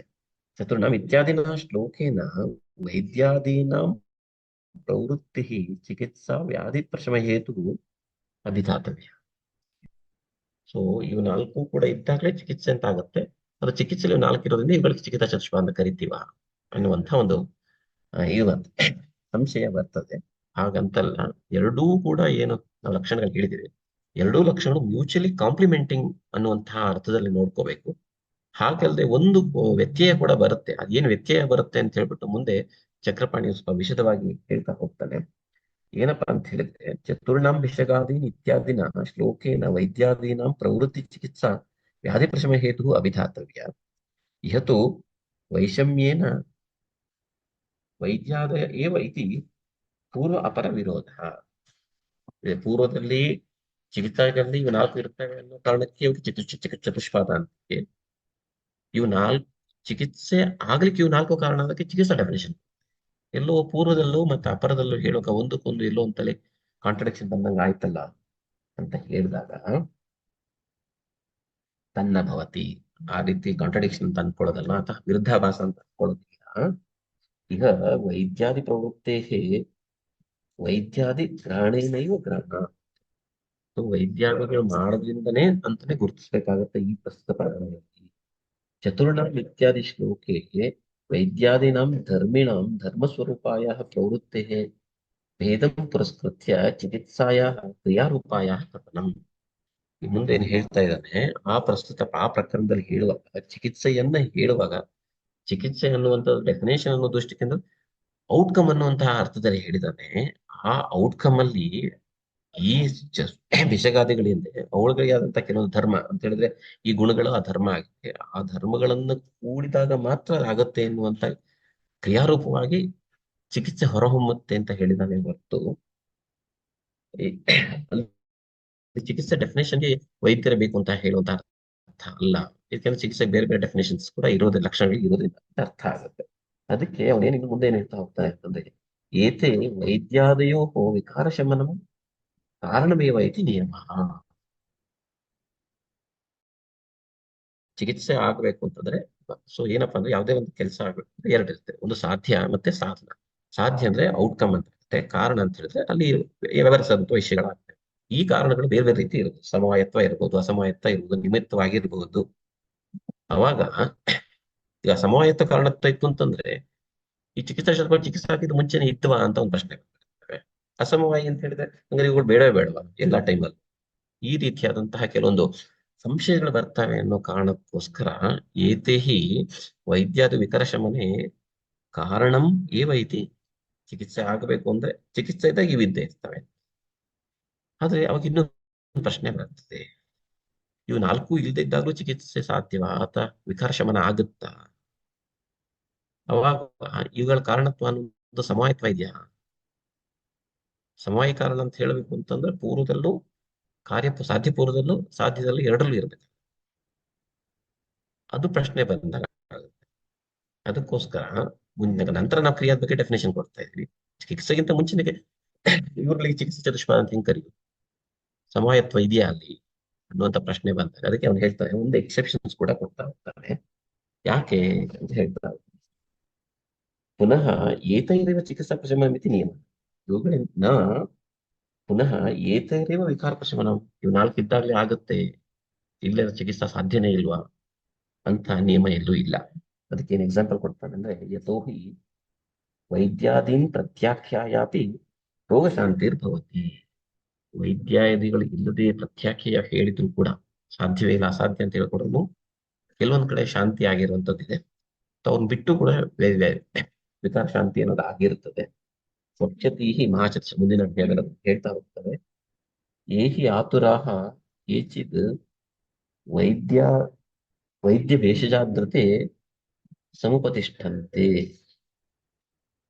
ಇವರುಗಳು ಇಲ್ಲದೆ ಇದ್ರೂ ಕೂಡ ಚಿಕಿತ್ಸೆ ಸಾಧ್ಯ ಆಗಿರುವಂತ ಸ್ಥಿತಿ ಇರುವಾಗ ಅವರು ಸಮವಾಯ ಕಾರಣತ್ವ ಆಗುತ್ತಾ ಅನ್ನುವಂಥದ್ದು ಒಂದು ಪ್ರಶ್ನೆ ಉಳಿಯುತ್ತೆ ಅಂತ ಹೇಳ್ಕೊಂಡು ಹೋಗ್ತಾರೆ. ಅದರಿಂದಾಗಿ ಚಿಕಿತ್ಸೆ ಅನ್ನೋದು ಇಲ್ಲಿ ಕ್ರಿಯಾ ಔಟ್ಕಮ್ ಅಂತಾನೆ ಹೊರತು ವೈದ್ಯಾದಿಗಳಿಗೆ ಚಿಕಿತ್ಸೆ ಚಿಕಿತ್ಸೆಯಿಂದನೇ ಕರೆದಿದ್ದಲ್ಲ ಅನ್ನುವಂಥದ್ದಾಯ್ತು. ಇವ್ರದ್ದೇನ್ ಸಂಶಯ ಇತ್ತು, ಚಿಕಿತ್ಸೆಗಿಂತ ಮುಂಚೆನೆ ಇವರಿಗೆ ಚಿಕಿತ್ಸಾದಲ್ಲಿ ಚತುಷ್ಪಾದ ಅಂತ ಕರೆಯೋದಕ್ಕೆ ಸಾಧ್ಯನಾ ಅನ್ನುವಂತ ಒಂದು ಸಂಶಯಕ್ಕೆ ಪರಿಹಾರ ಮಾಡ್ದಂಗೆ ಆಯ್ತು. ಯಾಕೆಂದ್ರೆ ಇವ್ರದ್ದು ಕೂಡ ಚಿಕಿತ್ಸೆನೂ ಸಾಧ್ಯ ಇದೆ. ಸ್ವಯಮೇ ಉಪಶಮನ ಮಾಡುವಂತಹ ವ್ಯಾಧಿಗಳು ಇರ್ತಾವೇನೋ ಇವ್ರುಗಳ ರೋಲ್ ಇಲ್ದೇನು ಅನ್ನುವಂತ ಒಂದು ಉತ್ತರ ಬರುತ್ತೆ ಅಂತ ಹೇಳ್ತಾರೆ. ಮುಂದಿನ ಶ್ಲೋಕ ಬರ್ತದೆ. ಮುಂದಿನ ಶ್ಲೋಕದಲ್ಲಿ ಹಾಗಾದ್ರೆ ಈಗ ನಾವು ಏನಂತ ಹೇಳಿದ್ವಿ, ವಿಕಾರಾಣ ಉಪಶಾಂತ ಹೇ ಅಂತ ಹೇಳಿದ್ವಿ. ಹಾಗಾದ್ರೆ ಒಂದು ಪ್ರಶ್ನೆ ಬರುತ್ತೆ, ವಿಕಾರ ಅಂತಂದ್ರೆ ಏನು? ವಿಕಾರ ಧಾತು ವೈಷಮ್ಯಂ ಸಾಮ್ಯಂ ಪ್ರಕೃತಿ ಉಚ್ಯತೆ ಸುಖ ಸಂಜ್ಞಕಂ ಆರೋಗ್ಯಂ ವಿಕಾರೋ ದುಃಖಮೇವ ಚ. ವಿಕಾರ ಅಂತಂದ್ರೆ ಏನು? ಮೂಲತಃ ನಮ್ಮಲ್ಲಿ ವಿಕಾರ ಅಂತಂದ್ರೆ ಧಾತುಗಳಲ್ಲಿ ಇರುವಂತಹ ವಿಷಮತ್ವ. ಹಾಗಾದ್ರೆ ಇಲ್ಲಿ ಮತ್ತೊಂದು ಪ್ರಶ್ನೆ ಬರ್ತದೆ, ಧಾತುಗಳಂದ್ರೆ ಏನು, ವೈಷಮ್ಯ ಅಂದ್ರೆ ಏನು? ಸೊ ಉಚ್ಯತೆ, ಈ ಉಚ್ಯತೆ ಅನ್ನುವಂತಹ ಏನು ಕ್ರಿಯಾಪದ ಇದೆ ಇದನ್ನ 4 ಪಾದಗಳಿಗೆ ಮಾಡ್ತಾರೆ. ವಿಕಾರ ಅಂದ್ರೇನು? ವಿಕಾರಂ ಧಾತು ವೈಷಮ್ಯಂ ಉಚ್ಯತೆ. ಧಾತು ವೈಷಮ್ಯಕ್ಕೆ ನೀವು ವಿಕಾರ ಅಂತ ಕರೆದ್ರೆ ಸಾಮ್ಯ ಅಂದ್ರೆ ಪ್ರಕೃತಿ, ಧಾತು ಸಾಮ್ಯಂ ಪ್ರಕೃತಿ ಇತಿ ಉಚ್ಯತೆ. ಹಾಗೇನೆ ವಿಕಾರಕ್ಕೂ ಪ್ರಕೃತಿಗೂ ಆರೋಗ್ಯ ಮತ್ತೆ ಪ್ರಕೃತಿ ಎರಡು ಒಂದೇನಾ? ಅದಕ್ಕೆ ಹೇಳ್ತಾನೆ ಸುಖ ಸಂಜ್ಞಕಂ ಆರೋಗ್ಯಂ. ಸುಖ ಸಂಜ್ಞಾರೂಪವಾಗಿರುವಂತದ್ದಕ್ಕೆ ಆರೋಗ್ಯ ಅಂತ ಕರಿತೇವೆ, ದುಃಖ ರೂಪವಾಗಿರುವಂತದ್ದನ್ನ ವಿಕಾರ ಅಂತ ಹೇಳ್ತೇವೆ. ಹಾಗಾದಾಗ ಆರೋಗ್ಯ, ಪ್ರಕೃತಿ, ವಿಕಾರ. ವಿಕಾರದಲ್ಲಿ ಧಾತು ಸಾಮ್ಯ ವೈಷಮ್ಯ ದುಃಖ. ಆರೋಗ್ಯ ಮತ್ತೆ ಪ್ರಕೃತಿ ಎರಡು ಒಂದೇನಾ? ಸುಖರೂಪವಾಗಿರುವಂತದ್ದು ಆರೋಗ್ಯ ಅಂತ ಕರೀತೇವೆ. ಸಾಮ್ಯತ್ವ ಇದ್ದಲ್ಲಿ ಸುಖ ಇದ್ದಾಗ ಎಲ್ಲ ಕಡೆ ಸಾಮ್ಯತ್ವ ಇರ್ತದ್ಯಾ ಅಥವಾ ಪ್ರಕೃತಿಭೂತತ್ವ ಇರ್ತದೆಯಾ ಸುಖ ಇದ್ದಾಗೆಲ್ಲ? ಈ ತರದ್ದೆಲ್ಲ ಕೆಲವೊಂದು ಪ್ರಶ್ನೆಗಳು ಬರ್ಲಿಕ್ಕೆ ಅವಕಾಶ ಇರೋದು. ಹಾಗೆ ಈ ಪ್ರಶ್ನೆಗಳನ್ನ ಇವನು ಚಕ್ರಪಾಣಿ ಮುಂದೆ ತಗೊಳ್ತಾ ಹೋಗ್ತಾನೆ. ಅದಕ್ಕೆ ಅಲ್ಲಲ್ಲೇ ಪರಿಹಾರಗಳನ್ನ ಹೇಳ್ತಾ ಹೋಗ್ತಾನೆ. ಅತ್ರ ವಿಕಾರಾಣ ವಿಕಾರ ವಿಪಶಮನ ಉಪಶಾಂತೆಯ ಇತಿ ಯುಕ್ತಂ. ಹಿಂದಿನ ಅಧ್ಯಾಯದಲ್ಲಿ ವಿಕಾರ ಉಪಶಾಂತೆಯೇ ಚಿಕಿತ್ಸಾ ಚತುಷ್ಪಾದಂ ಅಂತ ಏನ್ ಹೇಳಿದ್ದಾರೆ, ತೇನ ವಿಕಾರ ಉಪಶಾಂತಯ ತೇನ ವಿಕಾರ ವಿಕಾರ ಸ್ವರೂಪ ಜ್ಞಾನಾರ್ಥಂ ಅರ್ಥ. ವಿಕಾರ ಅಂದ್ರೆ ಏನು, ವಿಕಾರದ ಸ್ವರೂಪನ ಅರ್ಥ ಮಾಡ್ಕೊಳ್ಬೇಕಲ್ಲ, ಅದಕ್ಕೋಸ್ಕರ ಈ ಪ್ರಸ್ತುತ ಶ್ಲೋಕ ಇದೆ. ವಿಕಾರ ಜ್ಞಾನಾರ್ಥಂ ಆಹ ವಿಕಾರೋ ಧಾತು ವೈಷಮ್ಯಂ ಇತ್ಯಾದಿ. ಸೊ ವಿಕಾರ ಅಂತಂದ್ರೆ ನ್ಯಾಯವೇನು? ಇಲ್ಲಿ ಧಾತುಗಳ ವೈಷಮತ್ವ. ಧಾತುಗಳಂದ್ರೆ ಏನು ಅಂತ ಮತ್ತೆ ಚರಕ ಚಕ್ರಪಾಣಿನ ಹೇಳ್ತಾ ಹೋಗ್ತೀನಿ. ಇಲ್ಲಿ ಧಾತು ಅಂದ್ರೆ ಏನೇನು ಗುರುತಿಸ್ಕೋಬೇಕು, ವೈಷಮ್ಯ ಅಂದ್ರೆ ಏನು ಗುರುತಿಸ್ಕೋಬೇಕು ಅಂತ ಪ್ರಸ್ತುತ ಪ್ರಕರಣದಲ್ಲಿ ಚಕ್ರಪಾಣಿ ಹೇಳ್ತಾ ಹೋಗ್ತಾನೆ. ಏನಪ್ಪಾ ಧಾತವ, ಧಾತು ಅಂತಂತ ಹೇಳಿದ್ರೆ ಇಲ್ಲಿ ವಾತಾದಿಗಳು, ರಸಾದಿಗಳು ಹಾಗೂ ರಜಪ್ರಭೃತಿಗಳು. ಧಾತುಗಳು ಅಂದ್ರೆ ವಾತಾದಿಗಳು ಅಂದ್ರೆ ದೋಷಗಳು, ರಸಾದಿಗಳು ಅಂದ್ರೆ ಧಾತುಗಳು, ರಜಪ್ರಭೃತಾದಿಗಳು ಅಂದ್ರೆ ಉಪಧಾತು. ದೋಷಗಳು, ಧಾತುಗಳು ಹಾಗೂ ಉಪಧಾತುಗಳು ಇವೆಲ್ಲವನ್ನ ಈ ಪ್ರಸ್ತುತ ಪ್ರಕರಣದಲ್ಲಿ ಧಾತು ಅಂತ ಕರೀತೀವಿ. ಯದ್ಯಪಿ ದೋಷಗಳಿಗೂ ಕೂಡ ಧಾತು ಅನ್ನೋದು ಸಂಜೆ ಯಾವಾಗ ಅವು ಸಾಮ್ಯ ಸ್ಥಿತಿಯಲ್ಲಿ ಇರ್ತವೆ ಅವಳಿಗೆ ಧಾತು, ಕಾರ್ಮಕತೆಯಲ್ಲಿ ಇದ್ದ ಸ್ವಕರ್ಮಕ ಮಾಡುವಾಗಲೂ ಕೂಡ ಅವಕ್ಕೆ ಧಾತುಗಳು ಅನ್ನುವಂಥ ಸಂಜೆ ಇರೋದರಿಂದಾಗಿ ಇವೆಲ್ಲವೂ ಧಾತುಗಳು ಅಂತ ಕರೀತೇವೆ. ಅವುಗಳಲ್ಲಿ ವಾತಾದಿಗಳು, ರಸಾದಿಗಳು ಮತ್ತೆ ರಜ ಇತ್ಯಾದಿ ಉಪಧಾತುಗಳು ಇವೆಲ್ಲವೂ ಕೂಡ ಧಾತುಗಳಾಗುತ್ತೆ. ತೇಷಾಂ ವೈಷಮ್ಯಂ. ವೈಷಮ್ಯ ಅಂದ್ರೆ ಏನ್ ಹಾಗಾದ್ರೆ? ಧಾತು ವೈಷಮ್ಯ ಅಂತ, ಧಾತು ಅಂದ್ರೆ ಏನಂತ ಹೇಳಾಯ್ತು. ವೈಷಮ್ಯ ಅಂತಂದ್ರೆ ಏನು? ವ್ಯವಹ್ರಿಯಮಾಣ ಸ್ವಾಸ್ಥ್ಯ ಹೇತೋ, ವ್ಯವಹ್ರಿಯಮಾಣ ಸ್ವಾಸ್ಥ್ಯ ಹೇತೋ ಸ್ವಮಾನ ನ್ಯೂನತ್ವಂ ಅಧಿಕತ್ವಂ. ಏನ್ ನಾವೀಗ ಸ್ವಸ್ಥತ್ವವನ್ನು ಅಚೀವ್ ಮಾಡ್ಬೇಕು ಅಂತ ಏನು ನಮ್ಮ ವಿದ್ಯಾರ್ಥಿಗಳ ವ್ಯವಹಾರ ಆಗ್ತಾ ಇದೆ, ವ್ಯವಹಾರದಲ್ಲಿ ನಾವೇನು ಸ್ವಾಸ್ಥ್ಯ ಅಂತ ಹೇಳ್ತೀವಿ, ಅದರ ಅಲ್ಲಿ ಏನಂತ ಒಂದು ಮಾನ ಅಂತ ಗುರುತಿಸಲಾಗಿದೆ. ಸ್ವಾಸ್ಥ್ಯದಲ್ಲಿ ಅವುಗಳಿಗೂ ಮಾನ ಅಂತ ಇದೆ. ಸಮದಾಶ ಸಮದೋಷ ಸಮಾಧಿಷ್ಟ ಅಂತ ಹೇಳುವಾಗ ಸಮತ್ವ ಅಂತ ಒಂದು ಸಮಾನ ಅಂತ ಹೇಳ್ಕೊಂಡಿದ್ದೀವಿ. ಅಸ್ಯ ತಸ್ಮಾತ್ ನ್ಯೂನತ್ವಂ ಅಧಿಕತ್ವ. ಈಗ ಸ್ವಸ್ಥ ಆಗಿರ್ಬೇಕು ಅಂತ ಹೇಳಿದ್ರೆ ಇವಾಗೆಲ್ಲದೂ ಸಮ ಇರ್ಬೇಕು ಅಂತ. ಸಮ ಅಂದ್ರೆ ಮಾನತ ಸಮ ಇರ್ಬೇಕು. ಅಸ್ವಾಸ್ಥ್ಯ ಅಂತ ಹೇಳಿದ್ರೆ ಸ್ವಮಾನಾತ್ ನ್ಯೂನತ್ವಂ ಅಧಿಕತ್ವಮ್ಮ. ತನ್ನ ಸ್ವಪ್ರಮಾಣದಿಂದ ಅದು ಎಂದು ಕಮ್ಮಿ ಆದ್ರೂ ಆಗಿರ್ಬೇಕು, ಇಲ್ಲ ಹೆಚ್ಚಾದ್ರೂ ಆಗಿರ್ಬೇಕು. ಅದನ್ನ ನಾವು ಧಾತು ಸಾಮ್ಯ ಅಂತ ಕರಿತೀವಿ. ಹಾಗಾದ್ರೆ ಧಾತು ವೈಷಮ್ಯ ಅಂತ ಆಯ್ತು. ಹಾಗಾದ್ರೆ ಸಾಮ್ಯ ಅಂದ್ರೆ ಏನು? ಸಾಮ್ಯಂ ಧಾತು ಸಾಮ್ಯಂ. ಇವೇ ಏನ್ ಹೇಳಿದೆ ಮೇಲೆ ಹೇಳಿರುವಂತಹ ವಾತಾದಿಗಳು, ರಸಾದಿಗಳು ಸ್ವಪ್ರಮಾಣದಲ್ಲಿ ಏನ್ ಹೇಳ್ತವೆ ಅದಕ್ಕೆ ಧಾತು ಸಾಮ್ಯತ್ವ ಅಂತ ಕರಿತೀವಿ. ಹಾಗಾದ್ರೆ ಪ್ರಕೃತಿ ಅಂದ್ರೆ ಏನು? ಪ್ರಕೃತಿ ಆರೋಗ್ಯ ಅಂತ ಕರಿತೀವಿ. ಈಗ ಒಂದು ಪ್ರಶ್ನೆ ಬಂತು. ಪ್ರಕೃತಿ ಅಂತ ಹೇಳ್ಬಿಟ್ಟು ಇದನ್ನೇ ಪ್ರಕೃತಿ ಅಂತ ಹೇಳ್ಬಿಟ್ರೆ ಆಗೋದಿತ್ತು. ಒಂದು ಪ್ರಕೃತಿ ಅಂತ ಹೇಳ್ಕೊಂಡು ಏನ್ ಹೇಳ್ತಾನೆ, ಕನ್ಫರ್ಮೇಟಿವ್ ಸ್ಟೇಟ್ಮೆಂಟ್ ಅಲ್ಲಿ ಕೊಡ್ಲಿಲ್ಲ. ಉಚ್ಯತೆ ಅಂತ ಹೇಳ್ಬೋದು. ಉಚ್ಯತೆ ಅಂದ್ರೆ that can be labelled as, that can be called as ಅನ್ನುವಂಥ ಅರ್ಥದಲ್ಲಿ ಹೇಳಿದಂಗಾಯ್ತು. ಉಚ್ಯತೆ ಗ್ರಹಣ ವೈದ್ಯಕ ಸಿದ್ಧಾಂತೆ ಹಿ ಇಯಂ ಪ್ರಕೃತಿ ವಿಕಾರ ವ್ಯವಸ್ಥಾ. ಯಾವುದು ನಾವು ಪ್ರಕೃತಿ ಅಥವಾ ವಿಕಾರ ಅಂತ ಕರಿತೇವೆ ಅಂದ್ರೆ ಈ ಪ್ರಸ್ತುತ ಪ್ರಕರಣದಲ್ಲಿ, ಪ್ರಸ್ತುತ ಗ್ರಂಥದಲ್ಲಿ, ಪ್ರಸ್ತುತ ವಿಷಯವಾದ ಆಯುರ್ವೇದ ವಿಷಯದಲ್ಲಿ ವೈದ್ಯಕ್ಕೆ ಸಂಬಂಧಪಟ್ಟಂತಹ ಸಂಹಿತೆಗಳ ಸಿದ್ಧಾಂತಗಳ ಬಗ್ಗೆ ಮಾತಾಡುವಾಗ ಇಲ್ಲಿ ಪ್ರಕೃತಿ ಮತ್ತೆ ವಿಕಾರ ಅಂತಂದ್ರೆ, ಪ್ರಕೃತಿ ಅಂದ್ರೆ ಈ ಡೆಫಿನೇಷನ್, ವಿಕಾರ ಅಂದ್ರೆ ಈ ಡೆಫಿನೇಷನ್ ಆಗುತ್ತೆ. ಪ್ರಕೃತಿ ಅಂತ ಹೇಳಿದ್ರೆ ಸಾಮ್ಯತ್ವ, ವಿಕಾರ ಅಂದ್ರೆ ವೈಷಮ್ಯತ್ವ. ಯಾವ್ದು? ಧಾತುಗಳು. ಈ ಪ್ರಸ್ತುತ ಪ್ರಕರಣದಲ್ಲಿ, ಪ್ರಸ್ತುತ ಗ್ರಂಥದಲ್ಲಿ ಅಂತ. ಹಾಗಾದ್ರೆ ಬೇರೆ ದರ್ಶನಗಳಲ್ಲಿ, ಬೇರೆ ಸಿದ್ಧಾಂತಗಳಲ್ಲಿ ಏನು ಬೇರೆ ಬೇರೆ ಅರ್ಥಗಳಿದ್ದಾವೆ? ಹೌದು, ಬೇರೆ ಸಾಂಖ್ಯದ ಪ್ರಕಾರ ವಿಕಾರಗಳಿರ್ಬೋದು. ಅನ್ಯ ದರ್ಶನ ಸಿದ್ಧಾಂತ ಪರಿಗ್ರಹೇತು ವಿಕಾರ ಷೋಡಶಕ. ಬೇರೆ ಬೇರೆ ದರ್ಶನಗಳಲ್ಲಿ, ಬೇರೆ ಬೇರೆ ಸಿದ್ಧಾಂತಗಳನ್ನು ನೋಡ್ತಾ ಹೋದರೆ ವಿಕಾರಕ್ಕೆ ಷೋಡಶ ವಿಕಾರಗಳು ಅಂತ ಕರಿತೀವಿ. ಆಗ ಅಲ್ಲಿ ನಮಗೆ ಮತ್ತೆ ಅತಿವ್ಯಾಪ್ತಿ ಆಗೋದು ಬೇಡ ಅನ್ನೋ ಕಾರಣಕ್ಕೋಸ್ಕರ ಇಲ್ಲಿ ವಿಕಾರ ಆ ವಿಕಾರಗಳು ಬರ್ತವೆ, ಆ ಅತಿವ್ಯಾಪ್ತಿ ಬೇಡ. ಅದಕ್ಕೋಸ್ಕರ ಇಲ್ಲಿ ನಾವು ವಿಕಾರ ಅಂದ್ರೆ ನಾವು ಡಿಫೈನ್ ಮಾಡ್ತೀವಿ, ನಮ್ಮಲ್ಲಿ ಮಿತಿಯನ್ನು ನಾವು ಹಾಕೊಳ್ಬೇಕಾಗುತ್ತೆ. ವಿಕಾರ ಷೋಡಶಕ ಅಲ್ಲ, ಪ್ರಕೃತಿ ಗುಣಾನಾಂ ಸಾಮ್ಯಾವಸ್ಥಾ ಭವತಿ ಇತಿ ದರ್ಶಯತಿ. ಪ್ರಕೃತಿ ಅಂತಂದ್ರೆ ಏನಾಯ್ತು? ಗುಣಾನಾಂ ಸಾಮ್ಯಾವಸ್ಥಾ, ಅವುಗಳ ಸಾಮ್ಯಾವಸ್ಥೆ ಇರುವಂತನ್ನ ಪ್ರಕೃತಿ ಅಂತ ಕರಿತೀವಿ. ಆ ಮೂಲ ಪ್ರಕೃತಿ ಅಂತ ಆಗ್ಲಿ, ಪ್ರಕೃತಿ ವಿಕೃತಿ ಅಂತ ಹೇಳೋದು ಸಾಂಖ್ಯದಾಗ್ಲಿ ಅವು ಅಲ್ಲ. ಇಲ್ಲಿ ಒಂದು ಇಕ್ವಿಲಿಬ್ರಿಯಂ ಸ್ಟೇಟ್ ಅಂತ ಏನ್ ಗುರುತಿಸ್ತೇವೆ, ಆ ಸ್ಟೇಟ್ ನ ಇಲ್ಲ ಗುರುತಿಸ್ಬೇಕೆ ಹೊರತು ಬೇರೆ ಪ್ರಕೃತಿಯನ್ನು ಇಲ್ಲಿ ತರೋದು ಬಂದು ಈ ಪ್ರಸ್ತುತ ಪ್ರಕರಣ ತರೋದು ಬೇಡ ಅನ್ನೋದು ವ್ಯಾಪ್ತಿ ಹಾಕೊಂಡಿದೆ. ಸರಿ, ಇದಿಷ್ಟು ಒಂದು ಶ್ಲೋಕದ ಲಕ್ಷಣ ಹೇಳಾಯ್ತು, ಇತಿಮಿತಿಗಳ ವ್ಯಾಪ್ತಿಯನ್ನ ಹೇಳಾಯ್ತು. ಒಂದು ಪೂರ್ವ ಪಕ್ಷ ಬರುತ್ತೆ. ಏನದ್? ನಾನು ರಾತ್ರಿ ದಿನ ಭೋಜನಾನಾಂ ತಾಸು ತಾಸು ಅವಸ್ಥಾಸು ಶ್ಲೇಷ್ಮ ಪ್ರಕೋಪಾದಿನ ನಿತ್ಯಂ ಧಾತು ವೈಷಮ್ಯಂ ಅಸ್ತಿ. ಈಗ ಧಾತು ವೈಷಮ್ಯ ಅಂತ ಕರೆದ್ಮೇಲೆ ಹೆಚ್ಚಾಗೋದು ಕಮ್ಮಿ ಆಗೋದು ಅಂತ ಆಯ್ತು. ಈಗ ನೀವೇ ಹೇಳ್ದಂಗೆ ಏನಾಗುತ್ತೆ, ವಯೋ ಅಹೋರಾತ್ರಿ ಮುಕ್ತ ನಮ್ತೆ ಅಂತ ಮಧ್ಯಾಧಿಕ ಕ್ರಮ ಅಂತ ಒಂದು ಶ್ಲೋಕ ಹೇಳ್ಬಿಟ್ಟು ಆ ಶ್ಲೋಕದಲ್ಲಿ ರಾತ್ರಿ ಆದ್ಮೇಲೆ, ಆ ಹಗಲಿನ ಕಾಲದಲ್ಲಿ ಅಥವಾ ಭೋಜನಾಂತರದಲ್ಲಿ ಆಯಾ ಅವಸ್ಥೆಗೆ ಅನುಗುಣವಾಗಿ ಒಂದು ಎಕ್ಸಾಂಪಲ್ ಕೊಡೋದಾದ್ರೆ ಶ್ಲೇಷ್ಮ ಹೆಚ್ಚಾಗುತ್ತಲ್ಲ, ಅದು ನಿತ್ಯದಲ್ಲಿ ಒಂದು ಸಹಜವಾಗಿ ಆಗುವಂತ ಕ್ರಿಯೆ ಅಲ್ವಾ? ಸಹಜವಾಗಿ ಆಗುವಂತ ಕ್ರಿಯೆಯನ್ನು ಕೂಡ ವೈಷಮ್ಯವೇ ಅಲ್ವಾ? ಹಾಗಿದ್ದಾಗ ಅಲ್ಲಿ ವೈಷಮ್ಯತೆ ಇದ್ದೂ ಕೂಡ ಅಲ್ಲಿ ಧಾತು ಸಾಮ್ಯ ಅಂತ ಹೆಂಗಾಗುತ್ತೆ? ಇದರಿಂದ ಅದೇ ಪ್ರಕೃತಿತ್ವ ಮತ್ತು ಆರೋಗ್ಯತ್ವ ಅನ್ನುವಂಥದ್ದು ವ್ಯತ್ಯಾಸ ಹೇಳ್ದಂಗಾಗಿರ್ಬೇಕು, ಸಾಮ್ಯತೆ ಹೇಳ್ದಂಗಾಗಿರುವಂತಹ ಒಂದು ಅರ್ಥವನ್ನು ಕೊಡೋದಕ್ಕೆ ಇಲ್ಲಿ ಪ್ರಯತ್ನ ಪಡ್ತಾ ಇದ್ದಾರೆ.